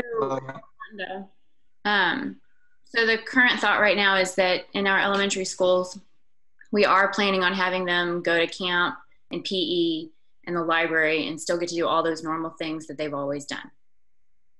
Correct? That is the thought. There's also a consideration as to whether certain instructors come to the classroom or not. But right now, we would attempt to do that and just be cognizant of spacing, and maybe utilize other spaces in the building to give them room to spread out. But for example, this is an example, Ms. Nolan, and we'll iron some of the details out, like maybe art. It's possible the art teacher could come to the classroom, so there's not movement. It's possible that the choir teacher could utilize the stage area where there's more room there in the cafeteria to have choir class. So there are many of those types of things that will have to be looked at from the campus level. So these are parameters just for parent, principals and folks to plan within. Okay. On and off-campus activities, we would not be allowing field trips at this point in time. And again, I'll mention this until further notice. Everything is pending, and I can't say that enough because circumstances just constantly change. So we would hold off on field trips, encourage meetings to be held virtually if possible.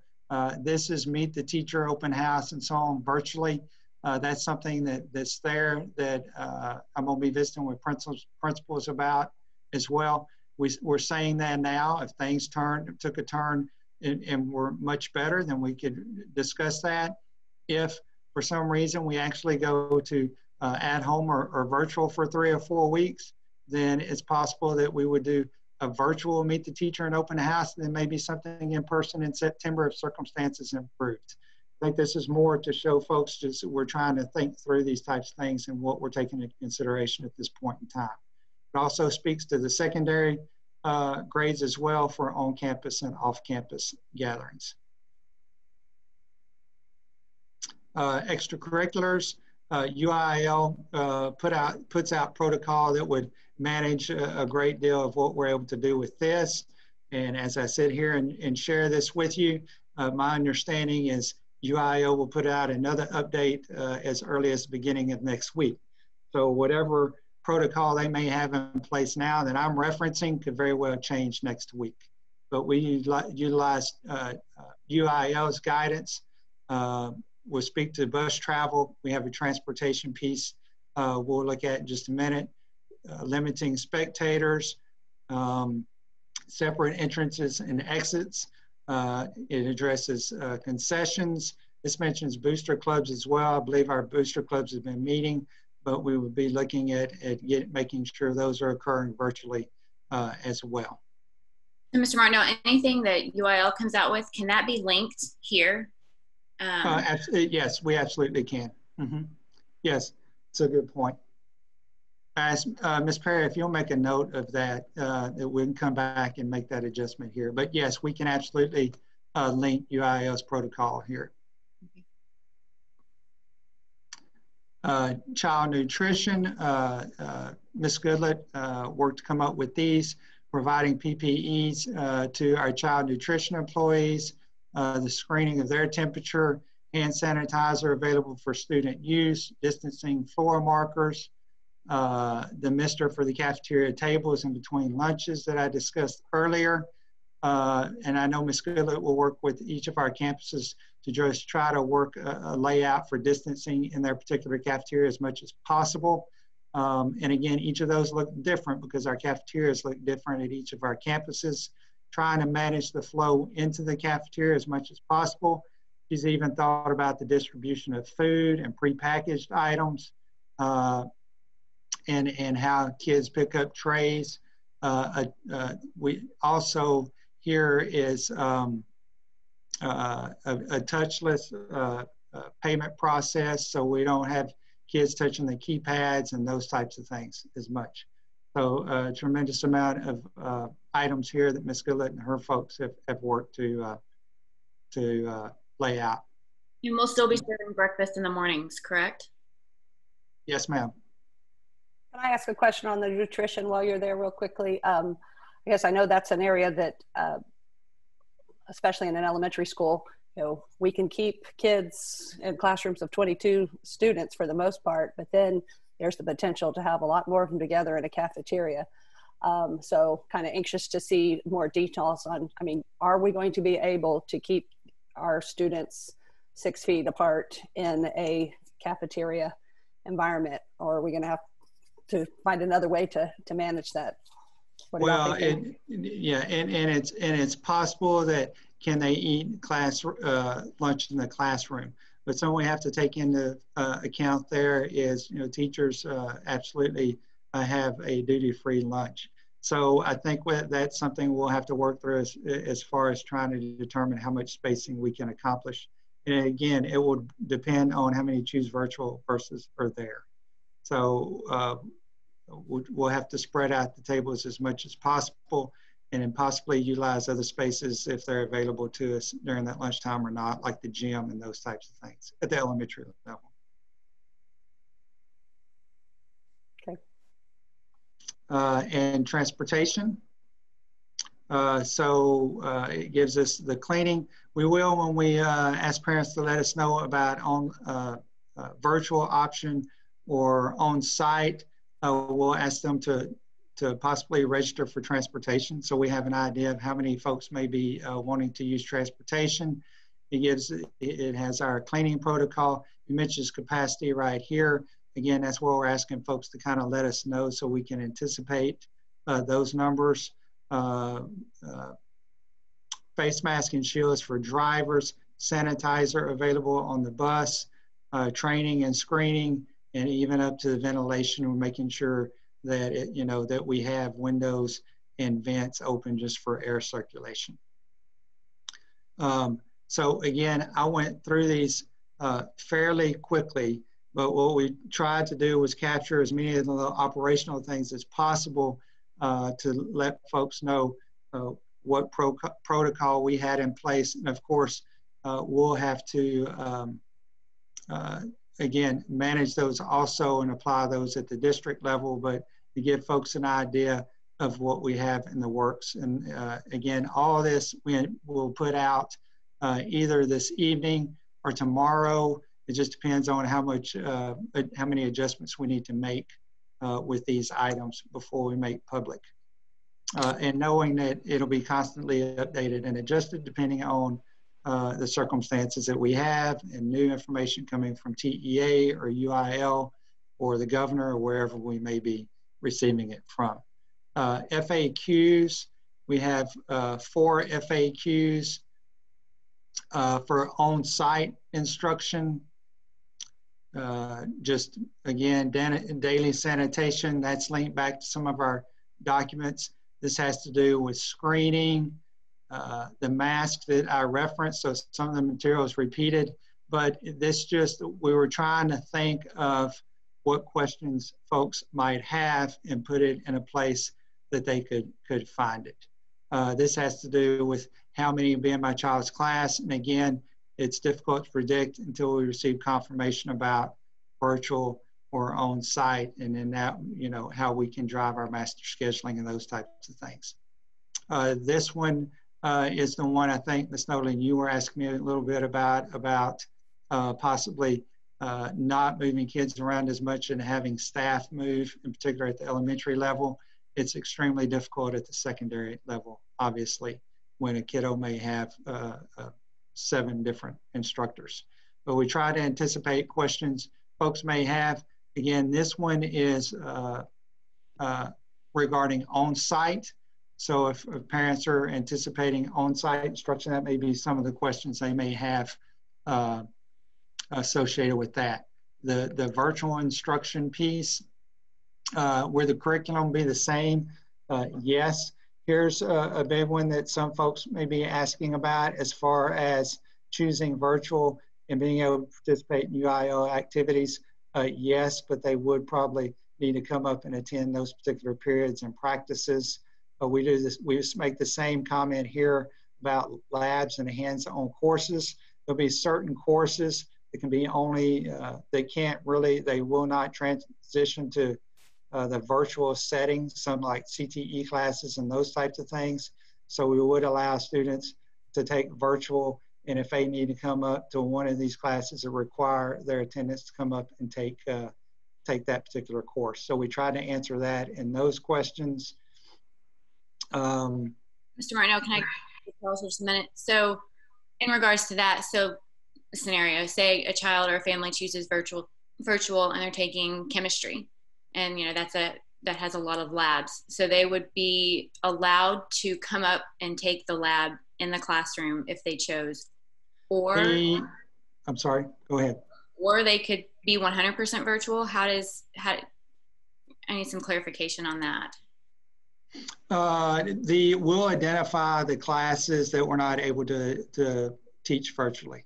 So okay. Really, this is more along the lines of our UIL type courses as well as CTE courses.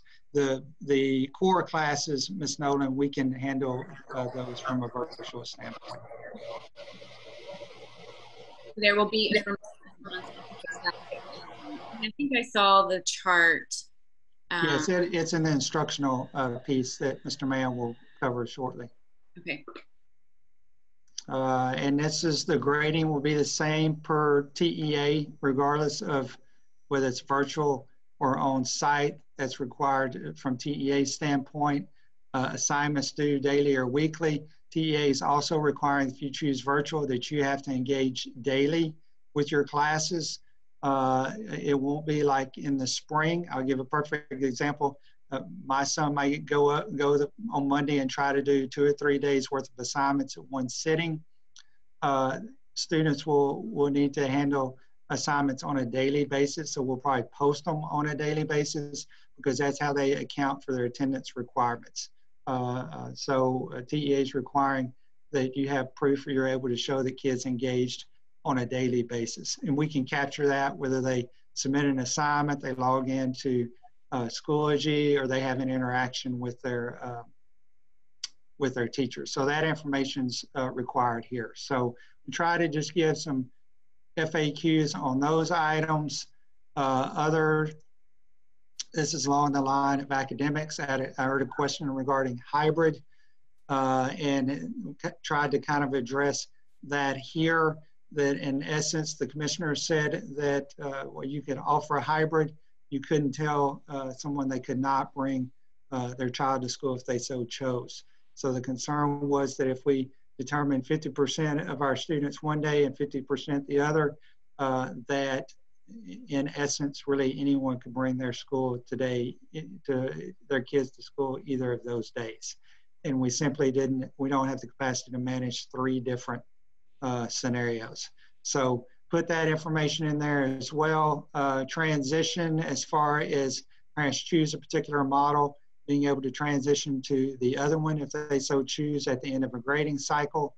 But again, just trying to anticipate some of those questions. And FAQs will grow as we receive questions.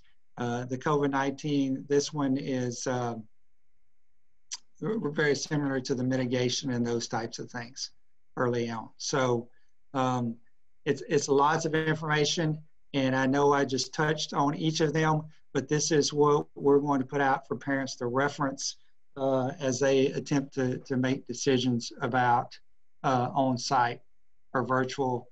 And again, we're planning according to August 13th, and we'll evaluate that as we get feedback from the governor and the commissioner about on-site or not and those types of things. But we have to plan one way or the other regardless. So that is a lot of the operations stuff. I'll pause. I know that Dr. Trammell and Mr. Mann are going to touch on the instructional piece of things here momentarily, but I'll pause before they bring that part up. I can't figure out why I can't hear it all of a sudden. Mr. Martindale? Yes, ma'am. Are you going to touch on in this presentation, or it may be in the instructional plans, the plans for if a student or a teacher tests positive and what the requirements are? Those are in our mitigation responses, as far as if they test positive and what happens, the notification to the other students and the campus and those types of things. Okay, so I think I read through that a little bit. So I'm just curious for a clarification for what is considered close contact. I just want to make sure I'm not assuming anything. This is the definition we're using for close contact. Okay, I'm speaking to if someone tests positive, it says those that are in close contact, right, would need to quarantine. Correct. Okay.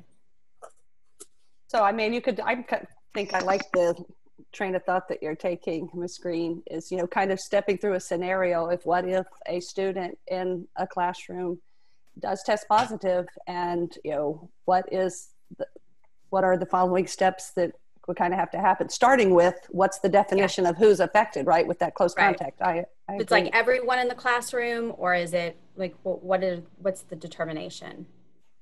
We will use the definition of close contact, which could possibly be everyone in the classroom. It may not be, but we would apply this particular definition. They would go into quarantine. If it included the teacher and instructor as well, I would anticipate it may be the entire class, but then again, it may not be.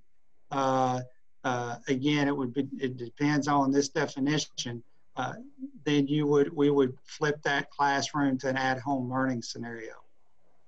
So through the quarantine time. Right. So can we play through a couple scenarios so that we can better understand, like specific scenarios, so that we can better understand this a little bit more? Say that you have a teacher that teaches 6 different classes and they test positive. So, I mean, we would use this definition, and is it potential that all 6 of those classes, hang on, let's back up a little bit more, actually. So everybody in those classes would be notified? What's the notification process? Yes, notification process, I believe we have defined. Here's notification process. So really everyone actually in that school would be notified that there were a case. And then those that would be notified that were considered close contact will receive a notification as well. Okay. And if it's 6, then whoever they came in contact with would need to go in quarantine. So it would depend on who they were within that 6 feet of during the course of that time, which I think is 2 days prior to. It depends on if they're symptomatic or not. Okay. Yes, it's very confusing. And we would work each one of these particular scenarios through HR, because that's how we, manage them currently, so we could determine that definition and who needs to be notified. Okay. And so, Mr. Martindale, would those students who are then quarantined, would they go into a virtual learning for those 2 weeks? Yes, sir. Okay. And what about teachers that were quarantined? Yes, depending on, I think, how they are doing, whether they could teach virtually or not, I guess, depending on their health. If not, we probably have to come up with a different approach as to how to support those students. And could I clarify your answer on those students who would be quarantined? Would they go to at-home learning or would they go to virtual learning? I'm sorry, they would be considered at home. So if you are on site and you transition off site for whatever, we closed the whole school, one classroom, you're correct, Ms. McAdams, the terminology would be at home learning, because we're trying to use different terminology versus if a student or a family chooses virtual to begin with, and that's the way they go. So you're right. Yes, we would use different terminology with those folks. I'm trying to practice my terminology too. And yes. Good. And the I guess so the idea there is they'd stay with their same teacher. Obviously, if it's the teacher that is the one that is ill, that's when we'd be talking about a substitute situation if the teacher cannot isn't able to Correct. teach from home. Okay.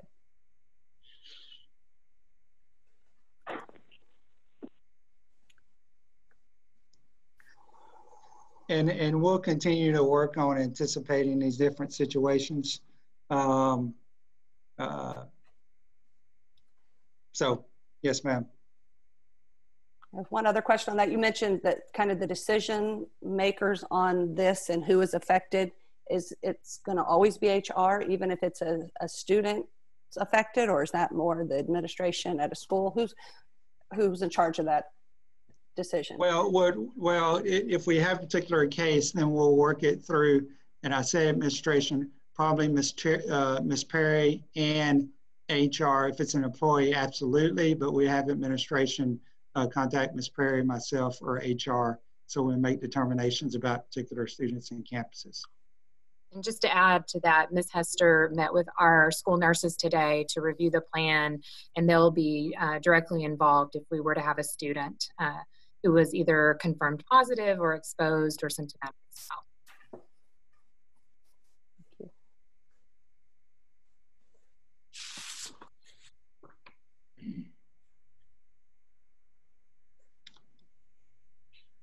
So we will share this out with our families for them to be able to review.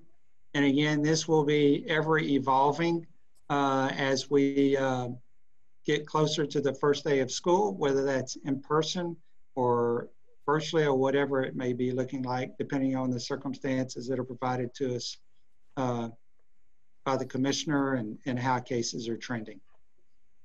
I'm sorry I know you want to move on from this. I want to clarify one more thing on this. Just reading back to that first statement on the protocols for screening and isolation, again, thinking about our scenario in a high school or classroom, it says being within 6 feet of an infected person for a cumulative duration of 15 minutes without a face covering. Correct.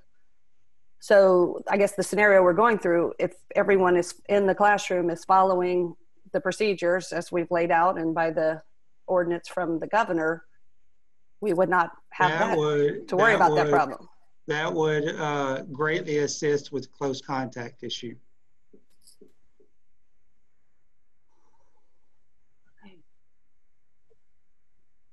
Which you're correct, under current executive orders would be required. The face covering. Excellent point, Ms. McAdams.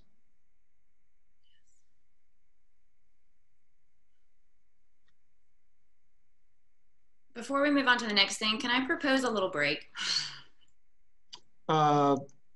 Absolutely. You're running the meeting now, Ms. Nolan, so it's up to you. I have 3:45. Would you like to, whatever your preference is? Ma'am? A 5-minute potty break for those that need it. A bio break, 5-minute bio break. You get 3:50. Okay. Sounds good. All right, 3:50. We'll reconvene. Okay. Dr. Trammell, I'm going to stop sharing. And that way, when you do instruction, you can share your screen. Penny, do you hear me? Yes. Okay. You and Jeff, because y'all probably want to work out of your document instead of the site. So it's entirely up to you. Yes, thank you. We'll go ahead and share, I guess, right now. You can wait till everyone comes back if you prefer. Okay.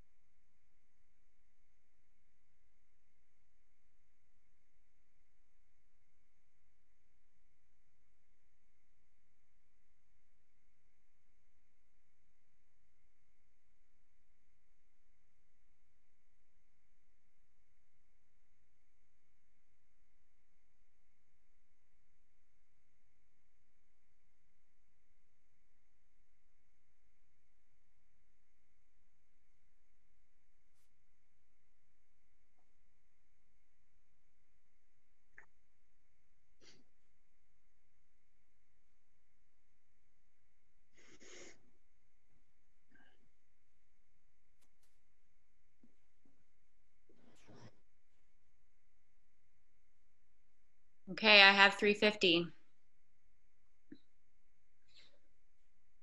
Give everybody a little bit to get back on.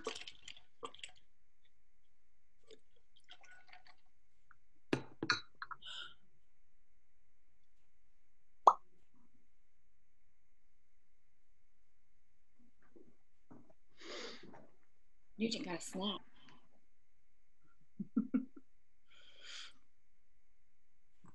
All right, I think Ms. Nolan, Ms. Trammell, and Mr. Mann, I see them available. So when you're ready, then I guess, Ms. Trammell, you can pick up and go through the instructional piece. Again, the options on-site and virtual. And if we were to close facilities down, the terminology is on-site, which transition to at home. So it'd still be kind of a different group of students. And thank you for catching me on my terminology earlier, Ms. McAdams, but so that folks don't get confused with how we're using those. So these documents we looked at the framework a little bit last month. So Jeff and Penny, along with their folks, have worked to solidify these and add some detail to it. So if you're ready. Sure. Mr. Martin, hang on, Mr. Martindale. I need to officially call the meeting back to order. Oh, my apologies. It's okay. So I've officially called the meeting back to order. There you go.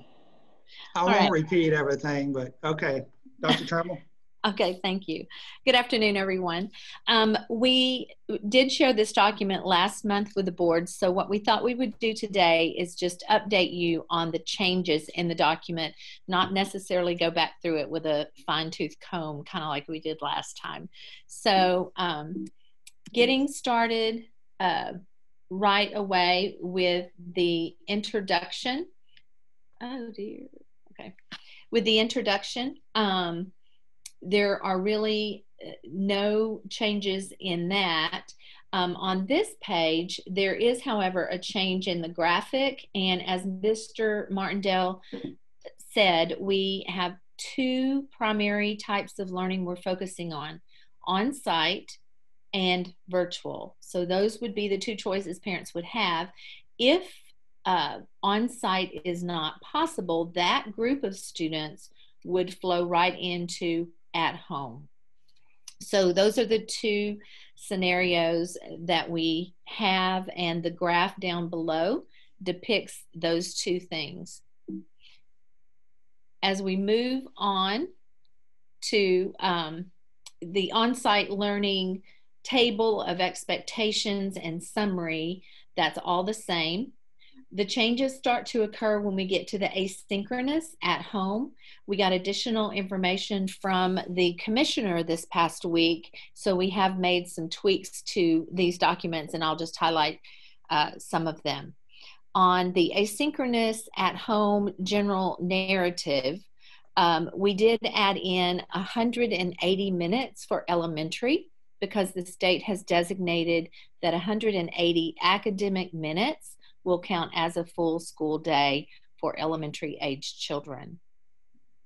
Then as we look at the table of expectations, sorry, my computer's having some issues. This has been updated to include additional things that were shared with us in last week's information. Number one, because of the attendance requirements of daily engagement by the students, we have added in that lesson plans would be uploaded daily. So a teacher would not upload the entire week's worth of plans. She would upload those daily, and we've designated 8:00 a.m. as the time for that to happen, so that our families can plan on that. In addition to that, the week at a glance would be posted on Monday morning at 8 a.m. So parents kind of have a scope of what the learning is going to be for the week. As we move on through this table, we will have, if you look at box number 3, well, I keep hitting my computer. It's not working right. Sorry about that. If you look at box number 3 under learning and instruction, you'll notice that there will be direct teach lessons involved across the 4 content areas: social studies, math, science, and reading in the virtual or at-home model. There will be feedback given weekly to students in this model on their work, and that is a minimum. It will probably be occurring much more often. If a teacher makes a contact with a student, they would be expected to kind of log a phone call or make some anecdotal notes or something like that, just so that we are progress monitoring those students and keeping up with where they are in relation to what we would like for them to learn. Also, you'll notice teachers will have office hours. This would be a set time so that parents and students know that our teachers are available to them should they have questions about an assignment or a concern about their child. This next page that we're going to look at is totally new. Thank you. Ms. Trammell, Dr. Trammell, can we make sure that everybody understands that asynchronous learning means that it's on your own time? I mean, not, let's just define asynchronous learning so people understand what that is. For those, sure. Sure. So asynchronous learning is where students learn and kind of create their schedule on their own time. So depending on a family's work schedule or parents' availability to kind of oversee learning with their children, they could choose to participate in learning kind of at any time of the day. One of the things we are asking teachers to do is record those live lessons that they teach, so that if a student does miss a lesson where the teacher is teaching live to the class, they could easily go back and watch that lesson for reference later and do the assignment after they've had that direct teach part from the teacher. It will be a combination. So teachers will teach live. They will also record lessons. So it could be a combination of live and recorded. But Dr. Trammell, and I think where Ms. Nolan is going, asynchronous means it is at the family's convenience through the course of the day. Some lessons will be live if they so choose to engage them, or they will be recorded. But for example, if families sharing a device or more than one kiddo and that type of thing, asynchronous model allows them to engage the lesson relative to their schedule during the course of the day. Correct. Okay. In addition, we've kind of emphasized that participation or engagement equals attendance. So teachers will be taking attendance in at-home learning, and students will be expected to engage daily, 5 days a week in learning, and that can occur in a variety of ways. If you look on this page, you'll see week 1. This is a schedule that, an example that could be at the elementary level. It denotes at the top where week 1 is grayed out, 180 minutes of different learning during the day at the very top. Then underneath that week 1, you'll see daily check-ins and just an example of the way a teacher might structure her week. This is going to vary a little bit as far as how many teacher lessons are taught. If a teacher has to pull small groups, listens to small groups of kids reading guided reading, or does a whole group lesson. It's going to vary on the needs of her class, but we wanted to give parents an idea of what a typical week in at-home learning might look like. You'll notice at the very bottom of that schedule, there are examples of independent learning experiences and also examples of daily check-ins. So these are just a few of the things parents could expect in either one of those things. So we wanted to define that a little better and react to the feedback that we received from parents and teachers in our survey. This is— interrupt you, Dr. Trammell. That's probably a good time as any for my question, because it is about the words in there about direct teach and really the live teaching part of it. Because I do think we got a lot of feedback that some teachers were able to fit that in with their students, and lots of others were not. So could you go a little bit more into, I mean, is there like a required amount of time that a teacher needs to do live teaching per week, or? Yes, so we are saying that teachers need to teach lessons in all 4 content areas during a week, and preferably 2 core lessons a day. So in that 180 minutes on Monday, the teacher may choose to do reading and social studies.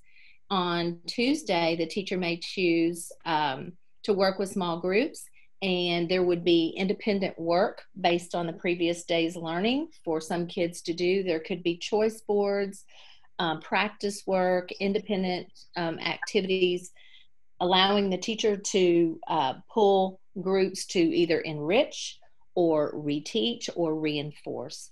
On Wednesday, the teacher may teach science, and we are required to have labs in science, so that's going to be interesting, but our curriculum writers have prepared for that, and math.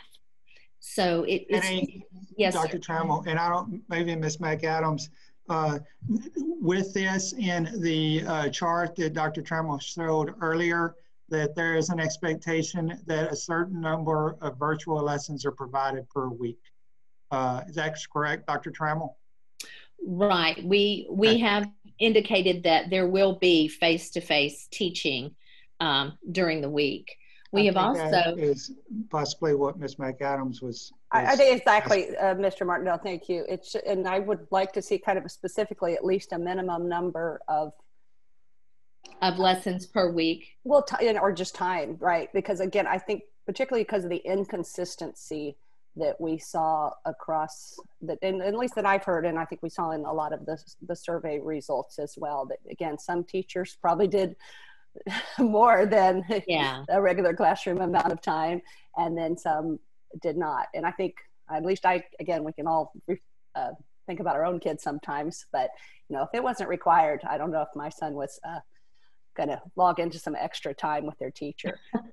So yeah, we can absolutely make sure that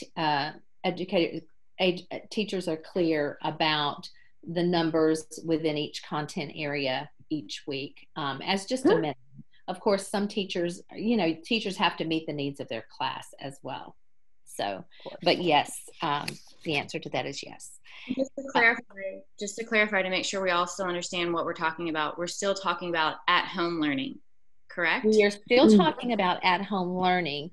However, we're about to move into virtual learning, and I will say that virtual lessons, we have kind of reacted to some input, and virtual lessons will also have a mix of live lessons with teachers, as well as online lessons, pre-recorded, but will require some parent guidance and involvement, obviously, because it will be totally at home. And if a parent chooses that, then the kids probably won't start school on site, and so they'll require some parent assistance. Just to clarify, live lessons, is that, so would that be the case where, as the teacher is teaching a class, the virtual learning model would have a student also attending it via Zoom? Is it correct at the same time? Okay, just wanted to clarify. That is correct. That is correct. So that's a change from the presentation that we gave the board in June. Okay. I've got a somewhat off-topic question, but I know the district has done a good job of making sure that families have the equipment, laptops, tablets. Mm-hmm. Do we provide one for each child? That's a great question, and that's later on in our document, but it's based on family need, and we were able to provide technology to those families that we knew needed technology, this past spring. So we anticipate being able to support those families if we have to go to at-home learning this time as well. Mr. Ben, Mr. Ben, we were able to provide those that expressed a need. We are far from a one-to-one district. We could not provide every student in our district with technology.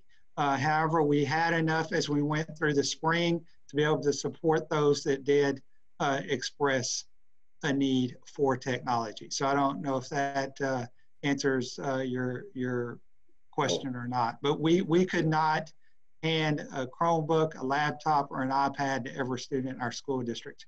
And really based on some of the survey data we got from our families, those that returned it, and if I'm remembering it correctly, and I think Chuck even shared the results with you, I think over 80% said they had technology. So we do not have that capacity. We have the capacity to meet the needs of those that do not have it available, but not to everyone. Right. If a family had 3 or 4 children, and would it be possible for them to get a couple of pieces of technology? That's just one of the issues that I've heard is with multiple children, all of them sharing one laptop has been problematic in the spring. I think all of it is a possibility. You know, if we got to that situation, we'd pass out what we have, and there would be a certain point where we reach that limit. So I think, and typically parents provide feedback to the principals at the campus directly, and then principals distribute from that standpoint. So I think we just have to evaluate what we had and how much we could give out. I can tell you we were able to meet the needs of those that asked for it in the spring. Yeah, that was my recollection. Thank you. So on the flip side of that, we have to get this to the students. Do the teachers and instructors have the hardware and capability to provide that? Should they have to be doing that from home, this and that? I mean, I don't know what that number is. I don't know if that's something that's been an issue or if it is an issue at all. I think, and I'll let Ms. Perry or Mr. Hutchinson correct me, but I think the faculty and staff that needed technology, we were able to distribute to them as well. So an additional conversation, Mr. Warwick, that needs to occur in all of this, different scenarios come up, is the question if one is teaching virtually. Are they doing that remotely, or are we providing space on campus for them to come and work in an isolated setting? Therefore, they would have the technology that we have at campus, if right. What I just said makes sense. Completely. So I think that's something we have to process as well as to what is the best practice as we identify our virtual instructors versus our on-site. So, yes, sir. That makes sense. Okay. Again, in the virtual setting, the virtual teachers will hold office hours.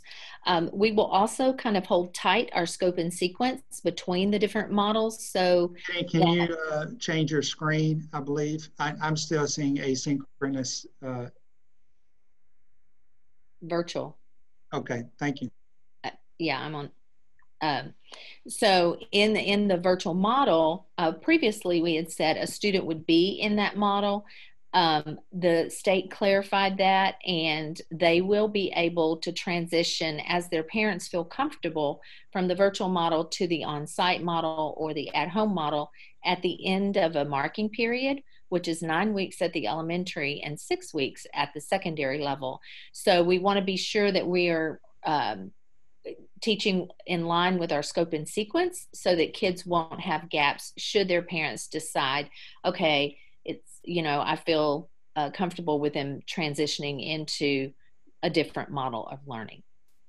So I did want to mention that. In addition, we will, in the virtual model, have teachers working with students who require specialized instruction in small groups, and that will most likely be online. That would be arranged between the teachers and the students. And if a student has an IEP and the parent feels like they need instruction face-to-face just for some of their services, then that would be worked out at the campus level.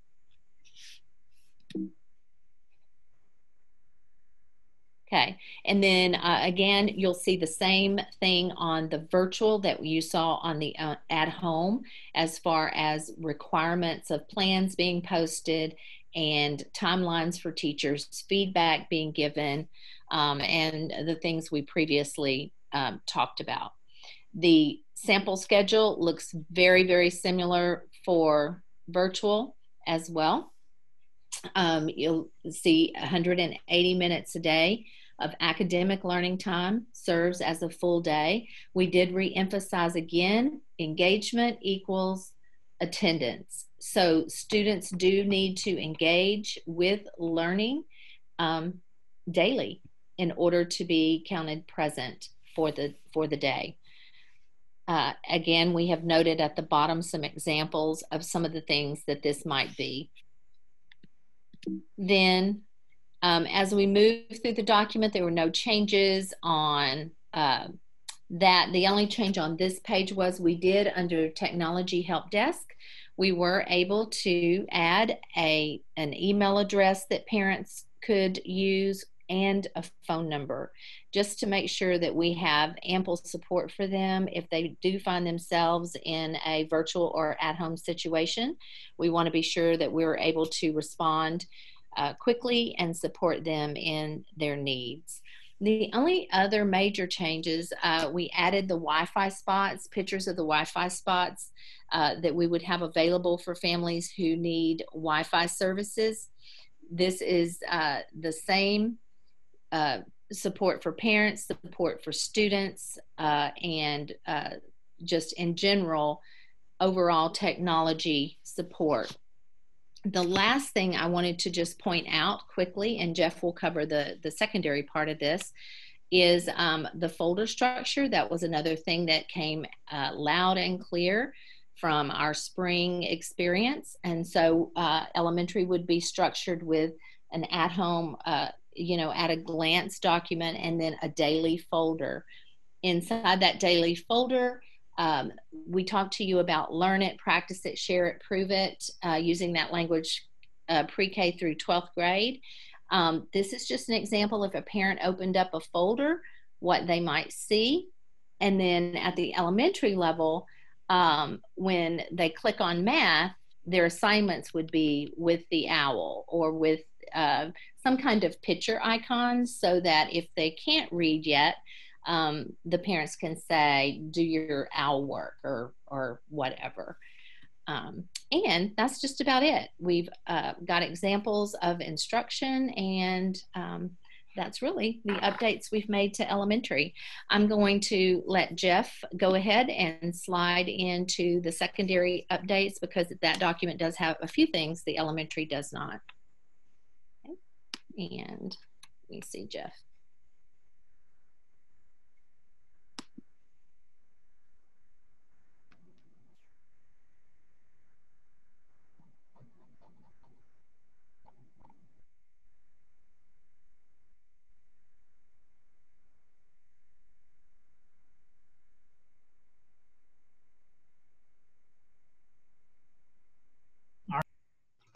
We'll let people in. Okay, so I'm not gonna go back through all the slides that Dr. Trammell went through, because the basic slides are the same between the two. So I'm just gonna hit the things that are specific to 512, and since you're seeing my entire screen, I can't see if you have any questions, so feel free to interrupt me if there's something that you want to ask. But for CSISD, secondary is 5 through 12. And you can see in this table here, just the different expectations for on-site learning. There hasn't been any changes in this since we've last discussed this slide. Moving into the home learning model. So if we have to transition into at-home learning, it is going to be an asynchronous model, just as Dr. Trammell described. So students will be able to complete things on their schedule as much as possible. I do want to point out the fact that TEA has required us to set some form of a schedule. And for secondary, if you focus in on this box right here under the teacher, it says to provide at least 45 minutes, but not to exceed 1 hour of student learning engagement for each class period. The reason why it's 45 minutes is because in order for us to receive CTE funding for our secondary courses, we need to be able to teach our kids for at least 45 minutes each day in those courses. And we could allow the other courses to be, say, 40 minutes to be closer to that 240-minute mark, but that makes it really tough on a building schedule to have class periods that are different lengths. And so just for the sake of consistency, that's where we're going with. But everything else is pretty similar in here to what we saw in the elementary presentation. So this is a sample schedule of at-home learning, and it's going to be very similar to the virtual learning schedule because we're trying to keep the transitions to a minimum because we just don't know how many folks we're going to have go from one setting to the other setting, whether it's at grade periods or whether it's because of some type of illness that they're having to deal with. But you can see here, again, TEA has the minimum of 240 minutes.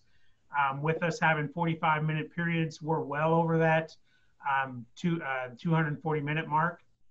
And actually, I need to make a correction to this slide I just noticed because yesterday was never, we realized that we needed to have 45-minute lessons. So I will correct this slide. This should say 45-minute minimums.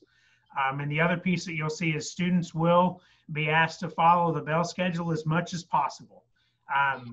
With this requirement from TEA, it makes it less asynchronous because they have to follow a schedule. And so if a student is unable to attend, you know, the live lesson, just as Dr. Trammell spoke to a minute ago, then they're going to be able to watch that recording or complete those activities within that same day. And that's what makes it asynchronous is if it were a synchronous setup and the kid wasn't there at 10 a.m. when that English lesson started, then they're counted absent. In the asynchronous, they can miss that 10 a.m. lesson and complete the work by the end of that day and still be counted present for completing the work that day. But this just gives an example of what a student might experience on a Monday just through their classes. Instead of putting class periods, they just put the content areas. But just as they do every day, some days you have assignments to complete, some days you may have a test, some days you may work in a group, and some days you may be working individually. So really, we're trying to keep it as normal as possible. Before you go on, I just need a clarification. Could you go back to the slide you were just on? Yes, ma'am. So with the instructional engagement, is that doesn't necessarily have to be live, right? Because it's asynchronous, they can watch the video and that counts as the 45 minutes per class of engagement? Yes, that is correct. Okay, I just wanted to clarify that point. Thank you. Yes, and there's going to be that mixture of live lessons as well as recorded lessons, just so that teachers have the ability to teach in the different instructional cycles the way they need to for kids. And then kids will be able to, if it is a live lesson, all the lessons are recorded through the software, so the teacher will be able to place the link in the folder and the kid will be able to access it later. Okay, Mr. Mann, I have a logistics question, but hang on, something else I want to address really quick. Amanda, I don't know if it sounds kind of funny to everybody, but your sound is almost like you sound like a robot or something to me. Yes. I don't know. So it's not. I center it. Yes. Absolutely. Okay. Just wanted to let you know. I don't know. I'm not technical. I don't know what to tell you to do, but. I speak robot, so we're good. Okay, good. So, Mr. Mann, my question is a logistics question, and I hope I can wrap my brain around being able to ask this. So if a classroom switches to at-home learning, okay, who is teaching that? Say, or a child. One child has to switch to at-home learning because they have to go into quarantine because they've had close personal contact. Who is teaching those at-home learning classes? Is it their teacher that they're assigned to, or do they switch over to the assigned virtual teacher? I know we haven't talked about that kind of stuff yet. Right. So that's going to be one of the unknowns that I think part of the answer will come whenever we know how many teachers are teaching in what setting. So I'll give you an example. I'll talk about where I have most of my experience as an administrator is at the intermediate middle school level, is whenever we start to see family choices for courses at the district level, we're going to be looking at across all of the sixth grade level, for example. And if we see that out of all the sixth grade students for social studies, you know, they want to have it in a virtual setting, and we see that there's, you know, 30 from one school, 70 from one school, and 40 at another school, then we'll take that information and determine what's the best thing. Do we have them, you know, teach at the individual schools, or do we have one virtual teacher? And then if we have a kid, one kid that's an individual kid that has to be out for 2 weeks due to a COVID illness, we just have to look and see, is it better? Is it easier for them to just fall into that virtual class? Or is it able for the teacher to be able to keep working with them? Because we're trying to be very cognizant of the burden and the load of a teacher of trying to teach all day, as well as managing a virtual setting, because that's a high demand. And we really are trying to. Ms. Nolan, I would, and Jeff did an excellent job. I would anticipate, obviously, if it's a full classroom or particular campus, they would keep their regular teacher, because that teacher would transition to the at-home environment as well. If it's a single child, asking the teacher to continue their regular on-site load in addition to this, to one at home, I don't think that's a tremendous workload for our teachers, and I'm not real sure that wouldn't be the most efficient approach. We'd probably look at transitioning them to the virtual setting that we would already have running. So they would probably have a change in teacher simply so that we're not creating additional work for, you know, an on-site teacher becoming an at-home learning, unless they were across the board. So we would have to manage that according to the setup we had in place. Thank you. I just wanted to see where the thought process was with all of that, and you guys helped me very good. Very good job. Very good explanation. Thank you.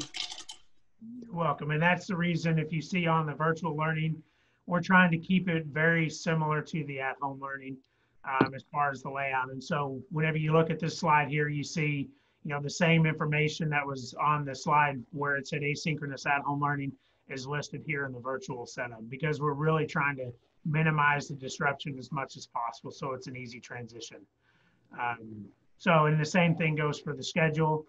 You can see similar example, because the experience is going to be similar for the student, no matter the setting that they're in. That's the goal that we're working towards. Any questions on that before I get to any examples, or before we start looking at the courses? Okay, I don't hear any. So just as Mr. Martindale discussed earlier, we're looking at all the courses and what's going to be available to be in the virtual setting. Here's where we are so far. We're still working through some of these. So, you know, we're not final by any stretch, but we're talking through with campus administrators and teachers. But what this schedule means, this is our 2 comprehensive high schools. So any course that's listed up here, we're looking at being able to offer in to the kids that are in the virtual setting. Some of these courses, if you notice, there's some asterisks that are on here. So some of these courses will require kids to have to come up face-to-face because there's just no way to reproduce athletics at home. You have to come up and be in athletics. So there's no way to reproduce, you know, a lot of our CTE courses in the home setting. These courses that are listed here under CTE are courses that are able to be taught in a virtual setting. We are also trying to be very cognizant of the pathways and the programs of studies that kids are in, because we still need them to complete pathways and we need them to stay within their programs of study. And so we're looking at all those. Our new CTE director, Kevin Ross, has been doing a great job of evaluating where we are with these courses and working with our campus principals and putting those in. And same thing with Mr. Eakes with fine arts. He's been working with our different fine arts directors and programs. And so you know, identifying what can be done in what setting. We're not 100% final on these courses, but we're pretty close. So this gives you an idea of the comprehensive high schools. Yeah, while Jeff is presenting off his desktop, and I think everyone is aware of this, but these will be tied into that website as well. So even though he's not presenting from the website, these documents will be there. So it'll be a one-stop shop for our families and everyone, because we'll tie those into the site that I was working off of earlier. Correct. I have another question. So if a family chooses to do virtual learning for their high school student, and there is a course or two that they need to take this year, can they choose to do virtual learning and come on campus just for that one course or one or two courses? I mean, it still limits the amount of exposure that they have. I mean, of course, it's a personal decision for them if they're comfortable, but is that possible for them to choose virtual and come up for one or two classes that would not be offered virtually? Yes, that is possible. That's what we're looking at here with these courses that have these asterisks. It is a possibility. Okay. Now, if a family chooses virtual, and they're not comfortable coming up even for one class, what happens then?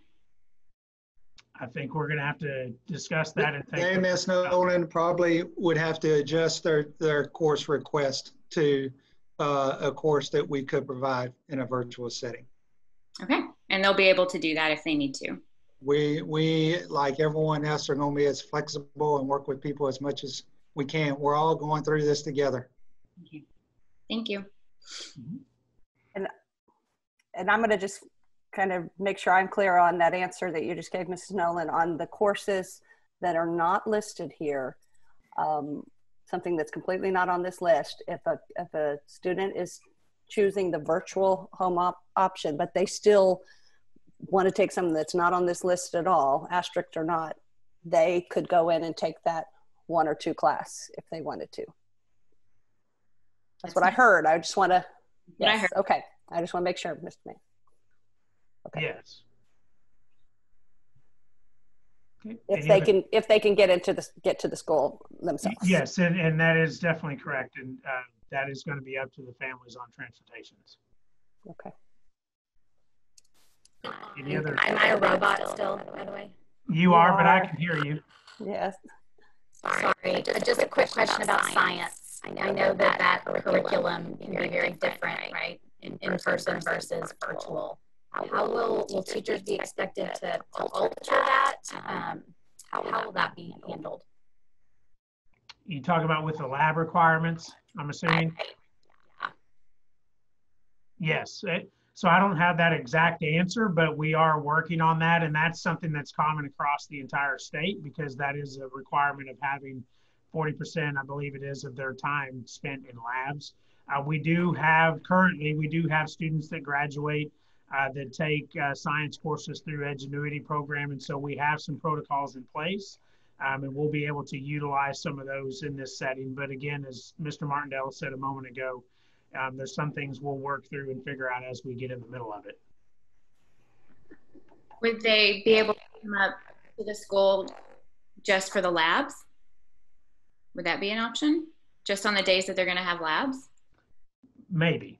You know, I think those are things we have to talk with our high schools to figure out logistics of things and see where things fall as to how we work those out. And I know I'm asking very specific questions, but I'm just trying to think of things that, you know, questions that I have, but that other parents might need to be able to make decisions. Sure. No, and this is what we need, Ms. Nolan, because we are not going to anticipate every situation. Mm-hmm. So, you know, you asked us a question and we don't necessarily have a specific answer this moment. That does help us, so to go back, visit with principals, and determine exactly what we can and can't do. Again, we have not anticipated every scenario. I think the group has done a good job, but I realize that it is there will continue to be work to be done. Well, of course. Okay, any other questions about the comprehensive high schools? Okay, moving to College View High School. So you can see the courses here and talking with the principal there. Mr. Grimes, he is very confident, has been having his teachers working on creating the courses to be in both face-to-face and virtual setting. Of course, with the exception of the CTE courses, kids would have to come for those. And that is just because the CTE courses, they're very dependent upon the equipment and the softwares that they would have to come up for those. And the question, you know, College View is very heavy on dual credit. We have dual credit at both of our comprehensive high schools, and we're working in partnership with Glenn on those. Bryan ISD is in a similar format. It's just kind of the relationship between the districts and Glenn as to how that's going to work itself out. So any questions regarding College View? Okay. And our intermediate and middle schools, if you look at our numbers of kids, about half of our kids are in advanced courses, and those are the two choices, is on level and advanced courses. So we have it set up with both of those levels for our kids. And in the middle school, where the CTE elective courses are available, we're looking at, we have to have keyboarding and computer literacy offered because locally we require those to be taken at the middle school level. And then the other courses that we have available, we're looking to see if they are going to be, the student enrollment is high enough to have virtual courses, then we'll do that. If not, then they'll be face-to-face. And so it really is going to start depending upon what families choose on the survey as to what we will have in which setting for this level. So any questions regarding intermediate and middle school? Not necessarily in regards to intermediate middle school, but you made me think of something with what you just said about parents and families needing to choose. So that we can allocate the correct number of teachers. So now what happens if, say, the first 2, 6 weeks, 9 weeks, you know, we have quite a few families that choose virtual, and then things seem to get better and they are more comfortable going back to school. Now what? Then we would have to transition those folks that were assigned to the virtual setting back to on-site to meet the needs of the increased enrollment. Okay. So we'd have to just take a look and see where those students were coming from and what adjustments we might be able to make with personnel. Of course, we want to work with personnel in the setting they feel comfortable with as well. But we would need to work those two things in conjunction with one another. So adaptability. If we had 35 second graders choose the virtual option to begin the school year, that's purely a random number. And we assign a second grade teacher to handle that virtual setting. As those kids transition back, we would have space throughout, you know, the district and look at the distancing that we're able to provide on site. If ultimately all those kids transition back or not, or if we had 2 teachers and we narrowed it down to 1, I think just as folks flowed back and forth, we just have to take a look at how we have our staffing arranged and see if we need to make an adjustment. Obviously, I'm not going to be a fan of moving, you know, personnel back and forth. I think we just have to manage our circumstance, Ms. Nolan, as it occurs to us. Okay, so the key word for this year is adaptability. That would be in all capitals. Absolutely. It actually stimulated a couple of questions in my mind too, kind of more from the teacher perspective on this. And first of all, I would thanks also for just being so open to our questions and comments on this, because just like Ms. Nolan said, it's really trying to make sure both parents and teachers really understand these options as much as they can so that they can make the choice that's right for their family. So anyway, my question, my thoughts are on, are there some classes on here that, you know, that because maybe there is only that one teacher on, I mean, I'm sure there are at the high school, but even at the middle school, that one teacher that can teach it, or one per campus, you know, so we're not able to offer a regular, what would be maybe a standard class for students in person, but we're not able to offer that in a virtual environment because there's just not enough teachers to go around. Like even at the K through, I mean, at the K through 4 level, for instance, you know, like some of the camp classes, you know, there's only one teacher at each campus. So if they're going to be teaching in the classroom, how are we going to do some of those things in the virtual environment? Right, and yes, and so I think, again, a lot of that will have to go and look at numbers and just see. And I know that's a vague answer. We've had the same conversations in some of our very specialized programs that, you know, only have, you know, 1 or 2 teachers, or if you look at special education, you know, you have a 1 life skills teacher, you know, at the campuses. How do we work those? And a lot of that is we're going to have to see numbers and then see how we can allocate staff accordingly, and work through that. So it's tough. And So we need numbers. Here, maybe this is an example, Ms. McAdams, and I will use one of our teachers, Alicia Martin, as an example so that I don't upset anyone else on accident. So she's a Spanish teacher at middle school, and she teaches 1 and 2, and she's the only one that does Spanish 2. So there are kids that need that virtually as well as on site. So I think your question is how would we manage that if she's the only one or the only instructor? That may be a scenario where Mrs. Martindale has 3 on-site classes, depending on the demand. Her normal planning conference that she would always receive, and then providing her an additional planning to manage a virtual section.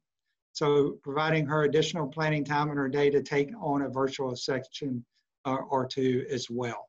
So, so if we have those one-offs or those singletons, well, we might have to ask someone, hey, can you do on-site and do a section of virtual Spanish 2? Can we account for that with an additional period of planning time so teachers have time to plan and prepare for that since they're touching both models? So that is how I would envision that. Now, I might get home and she might tell me different, but that's how I envision that right now. Got it. And obviously that makes sense. And I guess just along those lines, my second question and thought is really, I know we have to wait really till July 30th to have these numbers that we need, but I also would hope that we are able to kind of start making some paths forward with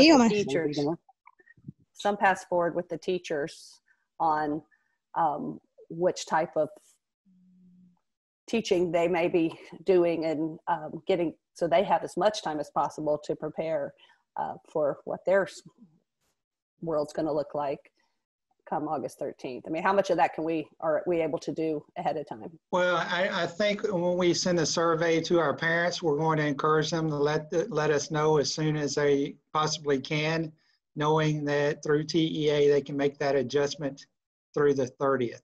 So as soon as we get that communication, the responses will go to a spreadsheet that the principals are able to go to, and so they can begin kind of pulling those students and looking at their counts and sections. They should also be having conversations with their principal or with their teachers that they have not started, just to get an indication of preference in their individual situations, so that as they start building those sections, they know, you know, based on the conversations or information they're getting from their teachers, who to consider for each particular setting. Perfect. So you're correct. Probably what makes me nervous is, well, as much as any other thing, is the fact that TEA has only provided us 2 weeks before the first day of school as a deadline, because the logistics of coordinating students and schedules, class schedules, is a huge task for campuses. So that I think we're going to attempt to encourage people to let us know as soon as they can, so at least we can address them as quickly as they come in.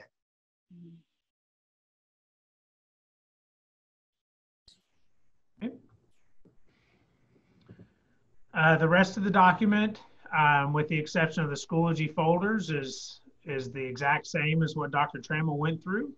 And so I'm going to move to the Schoology folder section to be able to show what we're going to be having reflective in Schoology. So we listened to the feedback, the need for consistency, and we've also taken in the requirement from TEA of daily accountability.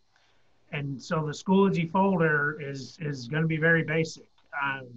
So this is, there's going to be a weekly agenda in there so that parents will know, kind of what the kids are going to be doing throughout that week to help keep them on track. But then on Monday, you click on the Monday folder and it's going to have the different learning activities listed inside there, whether it's a learn it, a practice it, a share it, approve it, and whatever it is, the kid's going to go to that Monday of that week, and what they are going to need to do for that day is going to be inside that folder. I mean, it's pretty basic, pretty straightforward. Teachers can add more to that if they so choose in their class, but the basic structure will be the same, so that whether you have, a kid in intermediate middle school or a kid in high school, as a parent, you'll be able to help track and keep up with what they're doing, so that whenever you ask that question of, do you have anything to do? And they go, I don't know. Well, then you can help look and see that they do if you need to through your parent Schoology account. But we are trying to keep it as basic and consistent structure as possible, so it's not as complicated.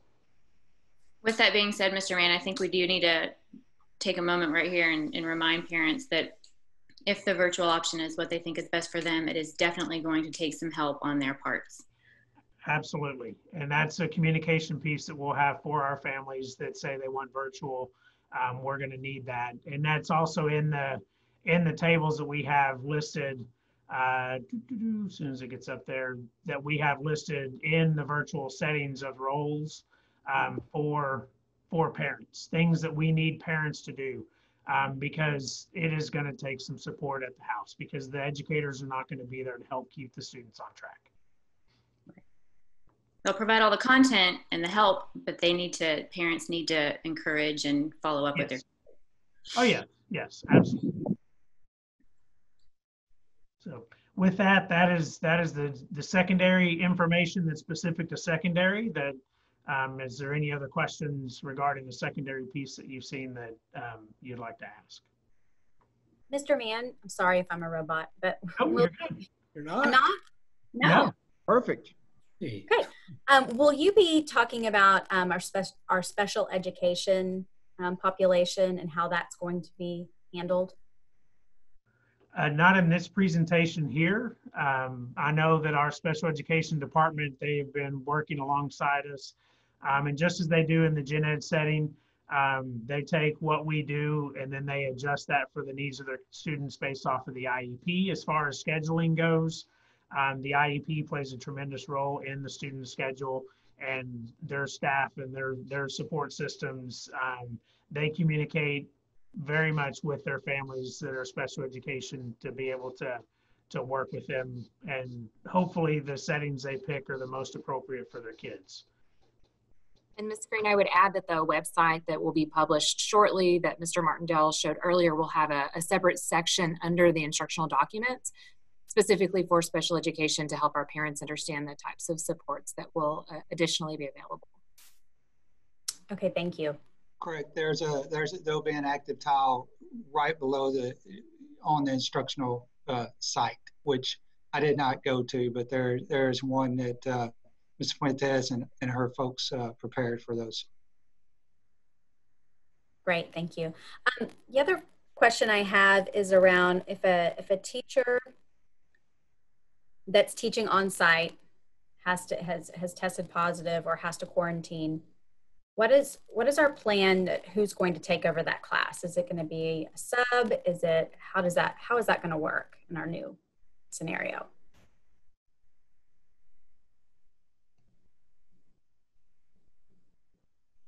I think we're going to have to work our way through that scenario, Ms. Green. Okay.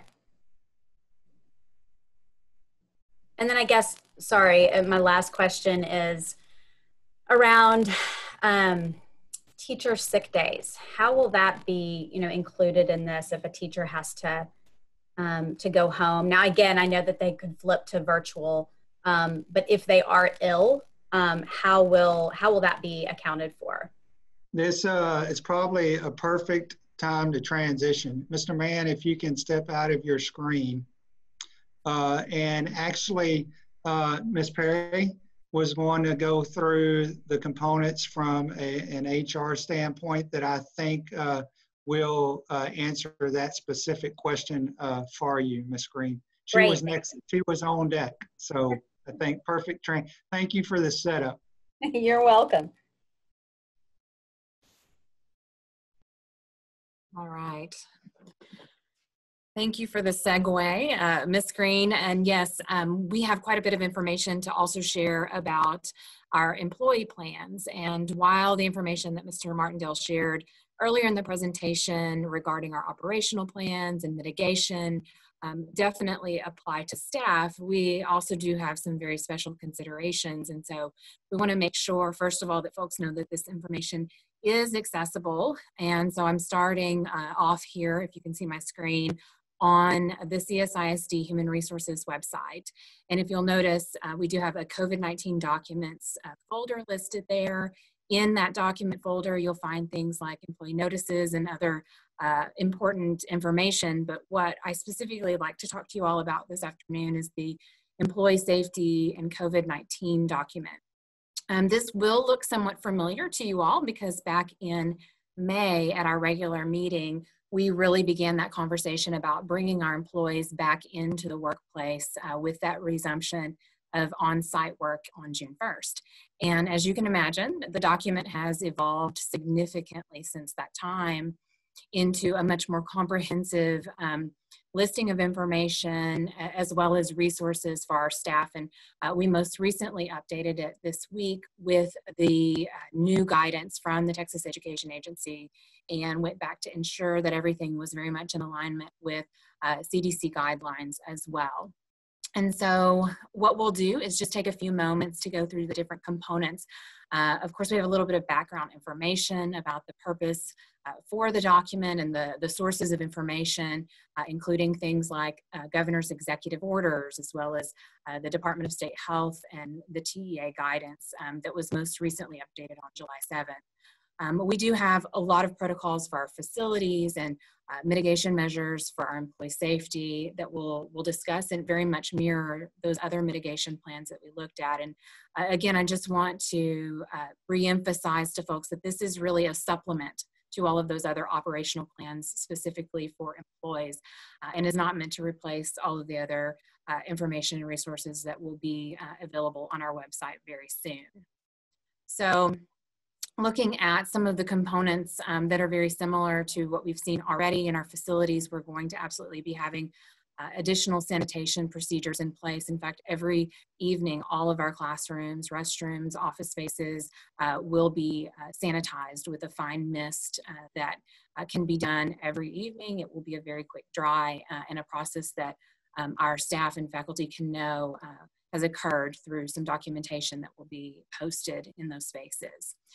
We will continue to provide our employees with information on how to mitigate the risk and be healthy through things like washing our hands and wearing face coverings when we're around other staff. We are requiring the self-screening not just of our students, but for all of our employees. Molly, what screen are you showing? Just a second, let me double check. It looks like somehow it got paused. Thank you.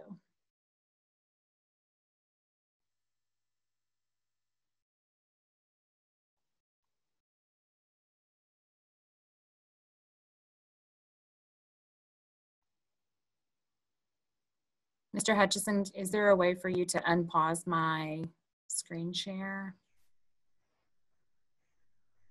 Let me check. Oh wait, did that work?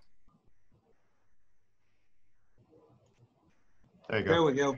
All right, thank you for interrupting. Sorry. It's hard to tell when you move into sharing mode what folks can actually see on your screen. So at this point, I had really just introduced the document that it was available on our website and scrolled down just a little bit to our employee safety. And we were talking about the self-screening process. And so really we're looking at the listing of symptomology here. Certainly you don't have to have all of those things, but if you've recently begun experiencing them and it is not normal for you, then that would be of concern.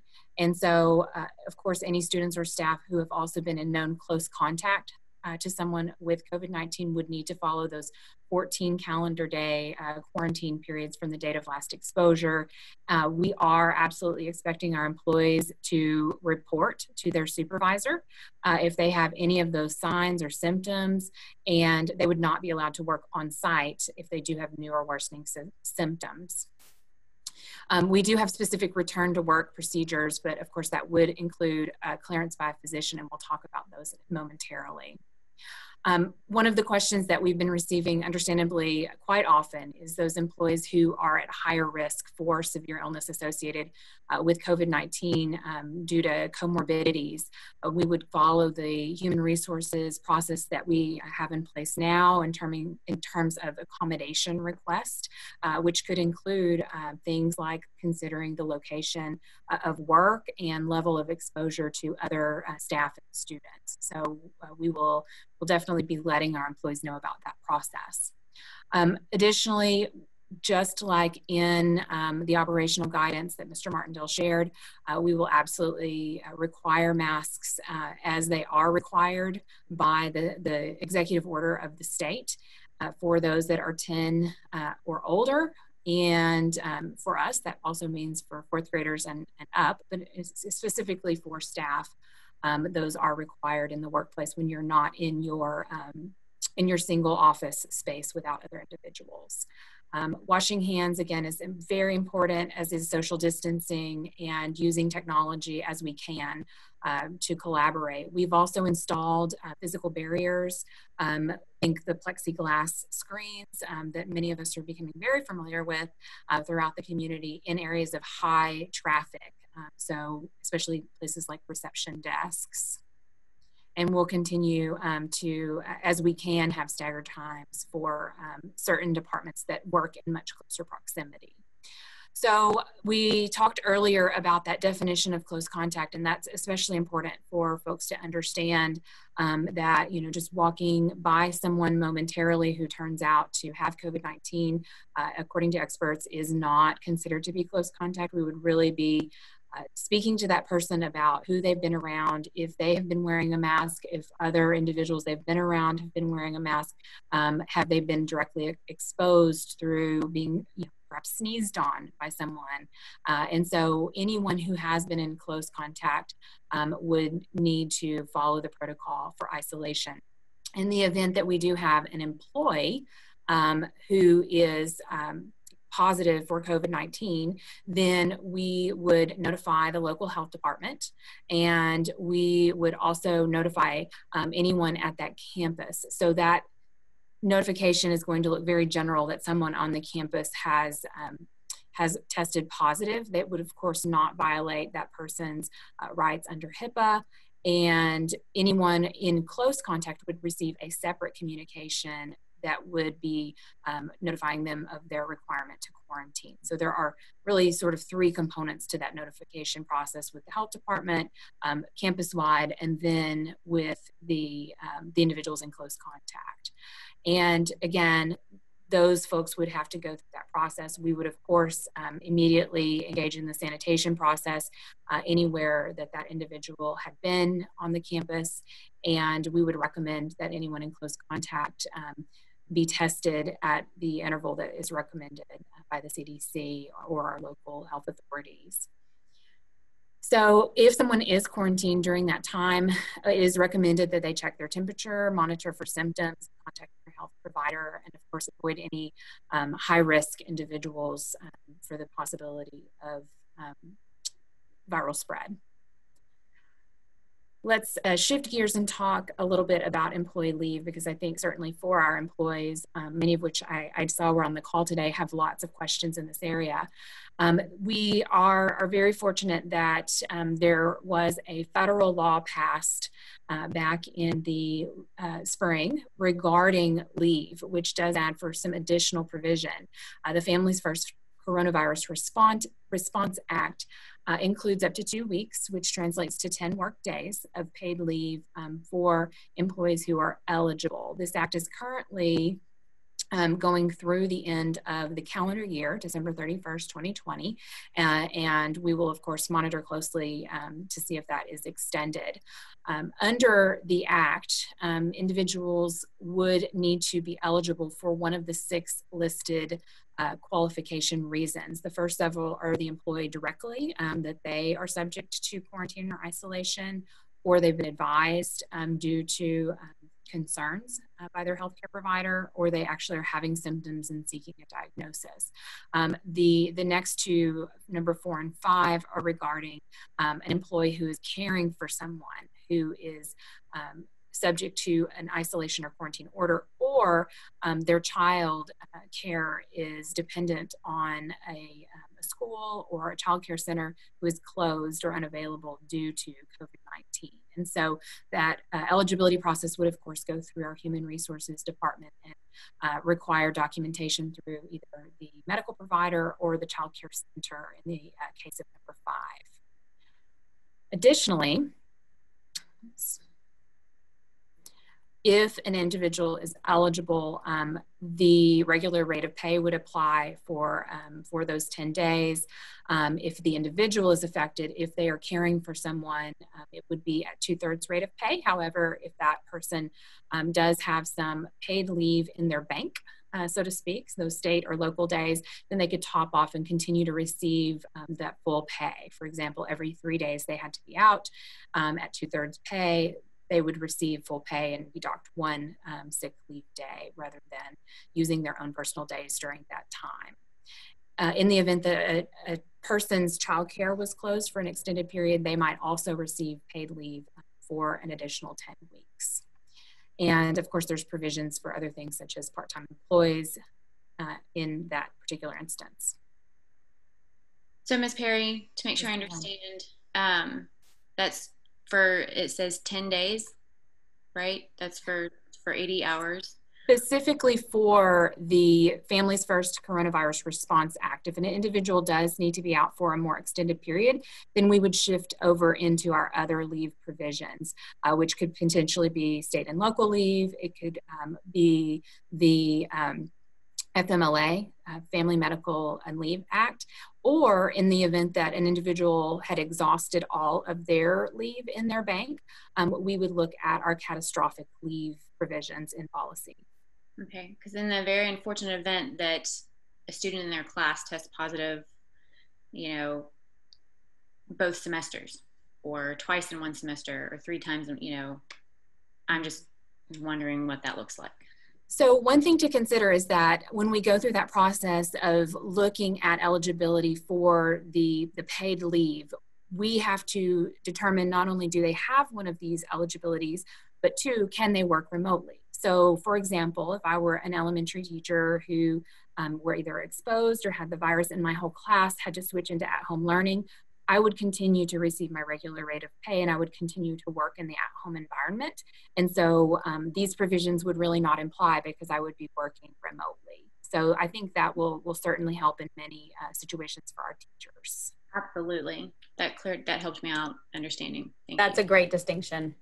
Yes, and I will just briefly show you all, linked in the document is that decision-making framework that I think brings a lot of clarity to that process when we look at, number 1, does the employee meet one of those conditions? Number 2, if so, can they work remotely? Because if yes, then they're not entitled to leave. They would continue to work remotely under those circumstances. And we found that in many instances that is absolutely the side of the flow chart we follow, and folks are able to flip over, knowing that that may be more complex as we move back into on-site instruction, but just is an important distinction to understand as well.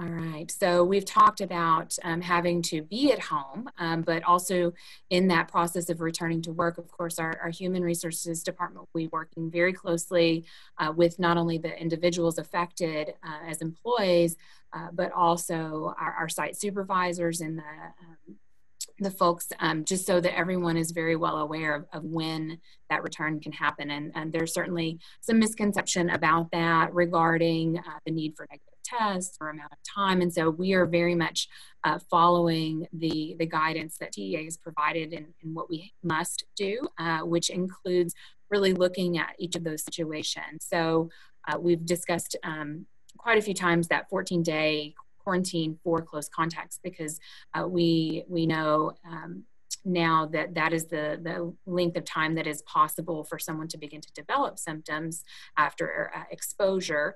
But if individuals are asymptomatic in close contact, that remains the same.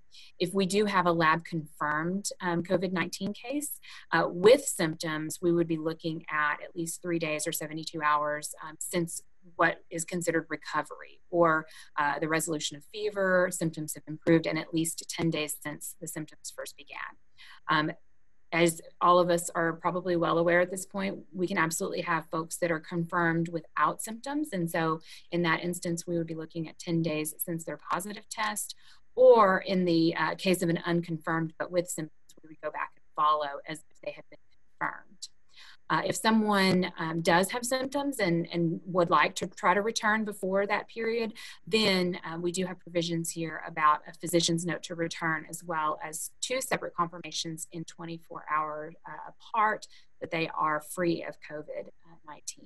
And so we think that we have our bases covered fairly well regarding when an individual can return. We've talked some about remote work through that process of considering Molly. leave. Absolutely, sorry. I'm so sorry. I was on mute. So obviously, there's not going to be a need to be retested. So for an individual to return to work, we are not requiring retesting, and that it is very much in line with the guidelines that have been provided by the CDC and TEA. Mm-hmm. So these are our requirements, in addition to a physician's clearance, because anytime someone is out for 3 or more consecutive days ill, we already require a physician's clearance to return to work. Okay.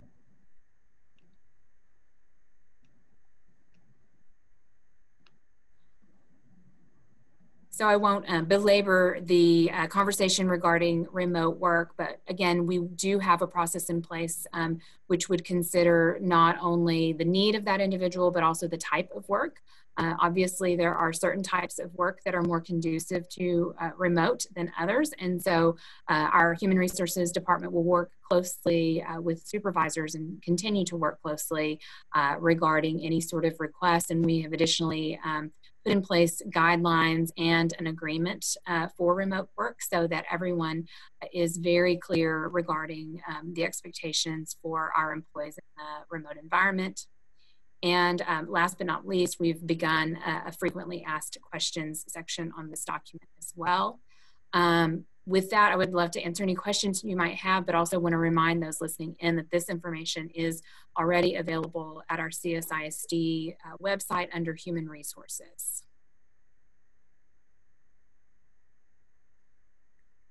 Does anyone have any additional questions for Molly, for Ms. Perry?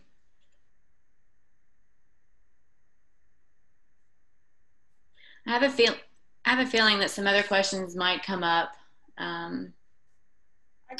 You know, I actually have one thought that's, I guess, would fall under the HR guidelines. Not everything you went through was clear. It's just, have you guys had some discussions about subs and about the needs for those and about how they are going to be handled through all this? Absolutely. You know, the demand for subs is always high, regardless of our circumstances. And we are already engaging with those folks who have been loyal substitutes and done a great job with CSISD in the past, because we want to make sure they know that we're going to still very much need them in their service. I know we received quite a bit of appreciation for the action of the district in the spring, and I think continuing to ensure pay for those folks that had been subbing on a very frequent basis was certainly going to pay dividends as we move into this next year, and we already are really working to recruit. We know that will be a need. Okay, thanks. That's obviously they are an important piece of our, you know, our workforce as well. Yes, much appreciated. Thanks. Okay, guys, I think we need another break, even if it's just 2 minutes to stand up and walk around.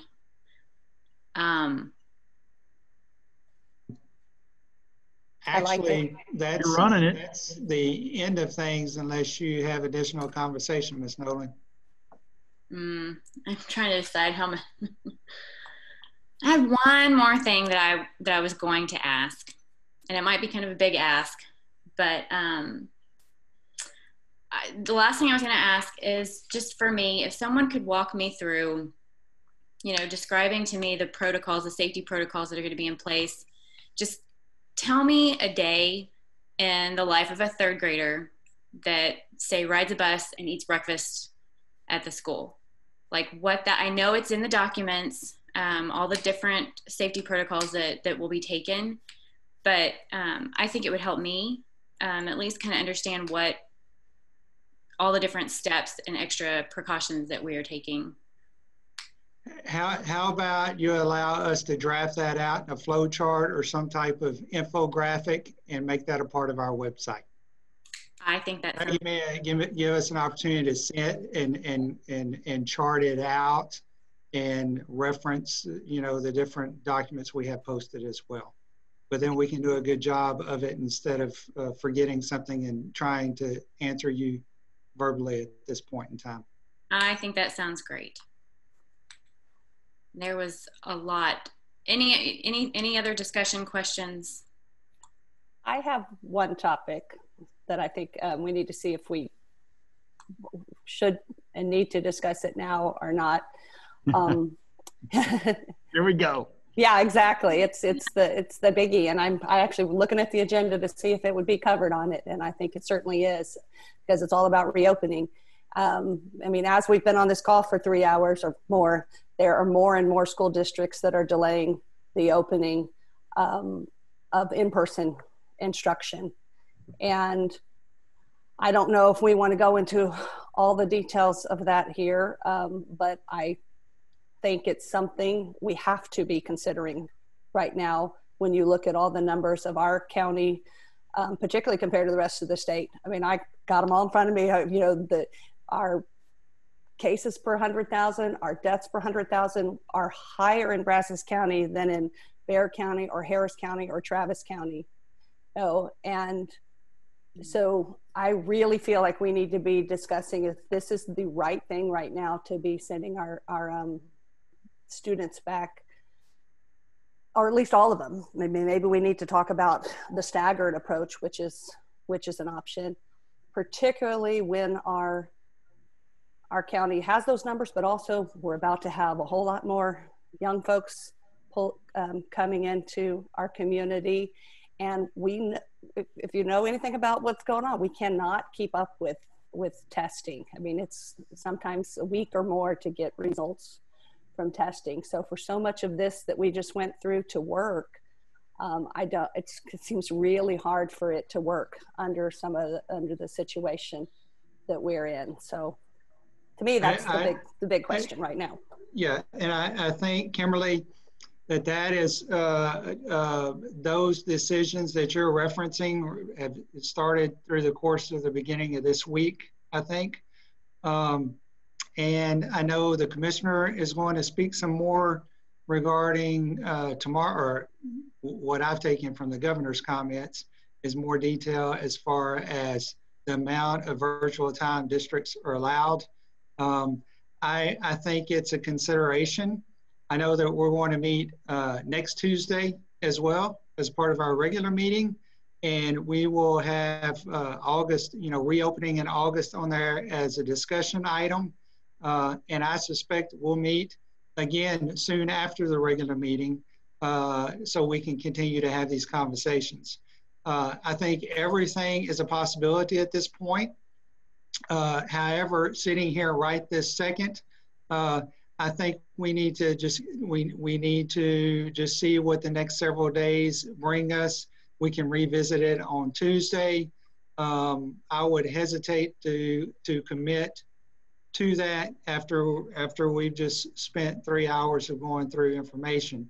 It doesn't mean that I don't think it's absolutely something we need to consider and discuss. It's that I don't, we don't have to make that decision at this moment. I am very fine with that, especially since we have a meeting, you know, in 6 days. So I'm fine with that. I would say I do think we need to really be thinking about, because I've said this back in June, even before, you know, the cases have gone up so much, really understanding, especially now that TEA has put more of this decision on the school districts, you know, what is the situation, those thresholds that will lead us to, you know, going to that more at-home learning. I mean, I think we need to have some idea with that. And I'd say along with that, I think we need to, I'd love to be hearing more directly, maybe from some of our health officials locally, maybe from, you know, Dr. Sullivan and his input on, you know, on some of these decisions, or some other health officials locally as well. Actually, during the course of our meeting, or right as we began, I received an email because they were wanting to, the health department was wanting to have a visit, of which I could not attend because we were here. Wow. So that's why I would like for us to be able to have, or me, or the district, to be able to have some conversation. I don't know what they wanted to discuss today. So that's why I think we need to give this some time, because I'd like to see their thoughts as well.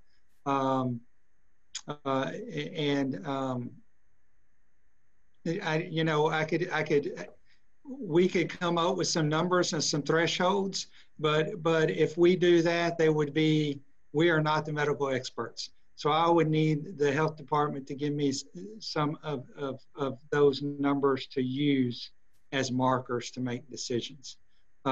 So again, I know we're meeting next Tuesday, and we can discuss this farther then, and we can schedule whatever meetings we need between now and whenever to make the decision that's appropriate for our district and our community and our employees. So I absolutely hear what you're saying, and we can. I'd like to see how things evolve with the commissioner as well over the next day or so. Me too. So hopefully we'll have a little bit more information to talk about it next week. I'm good with that. Because I think with Travis County, you're referencing Travis County, the health department initiated that, and that was an order. So the districts basically were following an executive order from the health department. So that was not a decision districts necessarily made individually. That was a directive from their health department as far as not allowing on-site instruction until after Labor Day. So I think we need to have some of those conversations to see just what the county thinks as well first.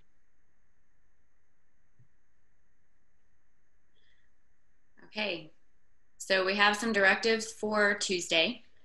We know some things that we already want to talk about, knowing that this is going to be on the agenda for our regular meeting on Tuesday. Is there anything else that anyone would like to see from Mr. Martindale in administration? Or any changes that they'd like to see made? No. I just expect I expect the frequently asked questions list to just get longer, right? With some of the things that we've come up with, and with other, with the parents also ask as they start looking at this. So like you said, it's going to be an ever-growing document. Yeah. And I can't say it. I know we don't have all the answers. What we have attempted to do today is be as transparent as possible.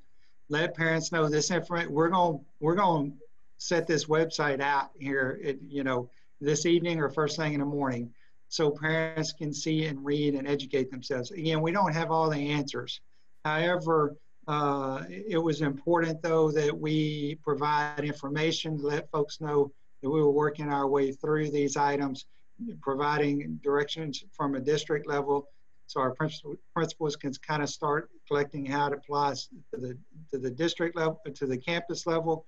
But I just thought this was a good process for us to go through as a group, and to be able to have this conversation. This is weighing on all of us, all of you as board members, all of us as school employees, the community, our parents. It's weighing on everyone. And obviously, we want to make the right decisions. And so I appreciate everyone's understanding. I can tell you now this will continue to evolve.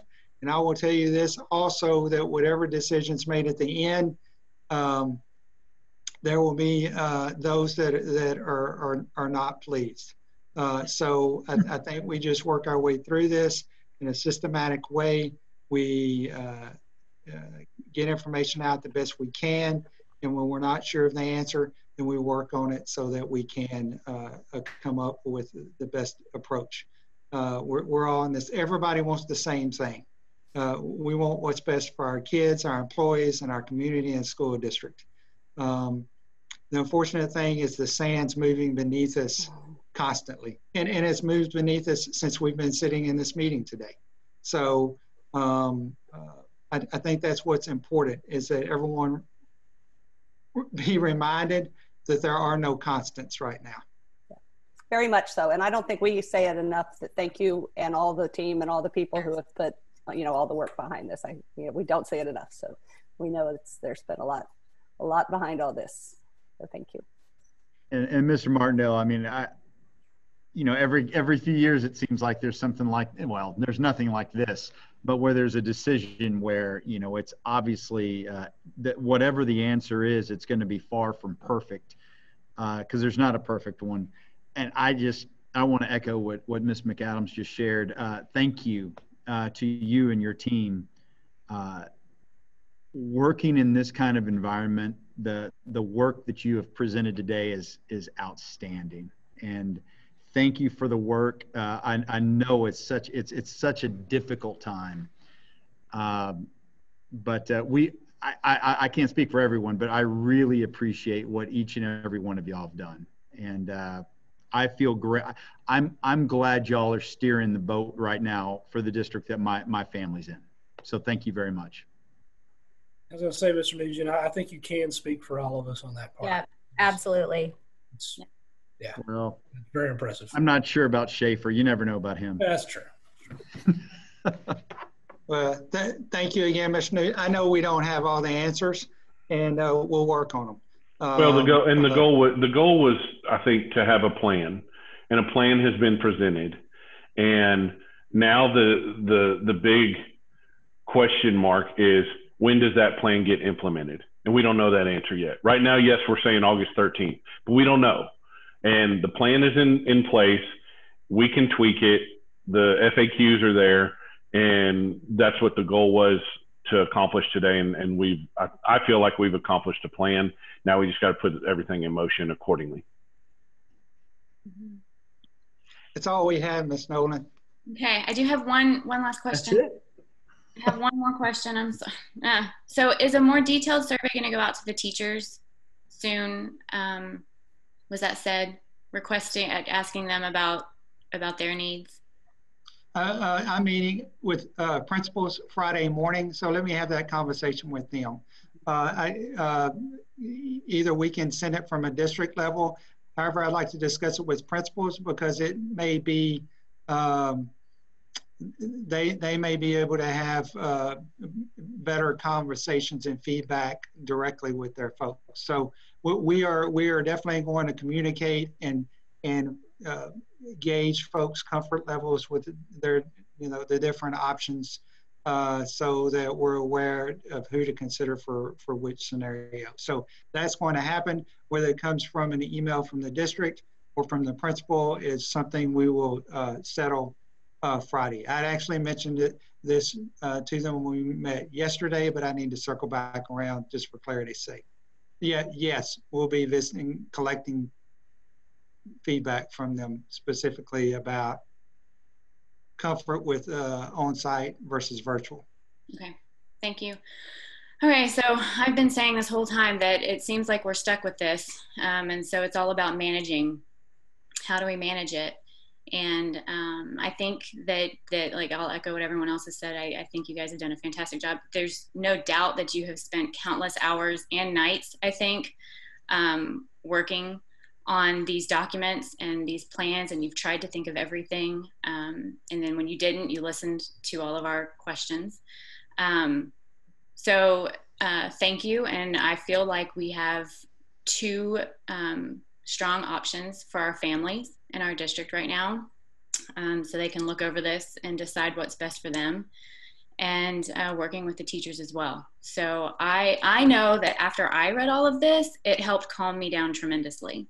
So I'm hoping that our community feels the same way after they read this, and that they're not afraid to reach out to us and ask us more questions if they have them. So thank you. Does anyone else have any last remarks? No. This was a long meeting, guys. Thanks for hanging in there. Okay. See you Tuesday. Thank you. See you Tuesday. Meeting adjourned at 5:20.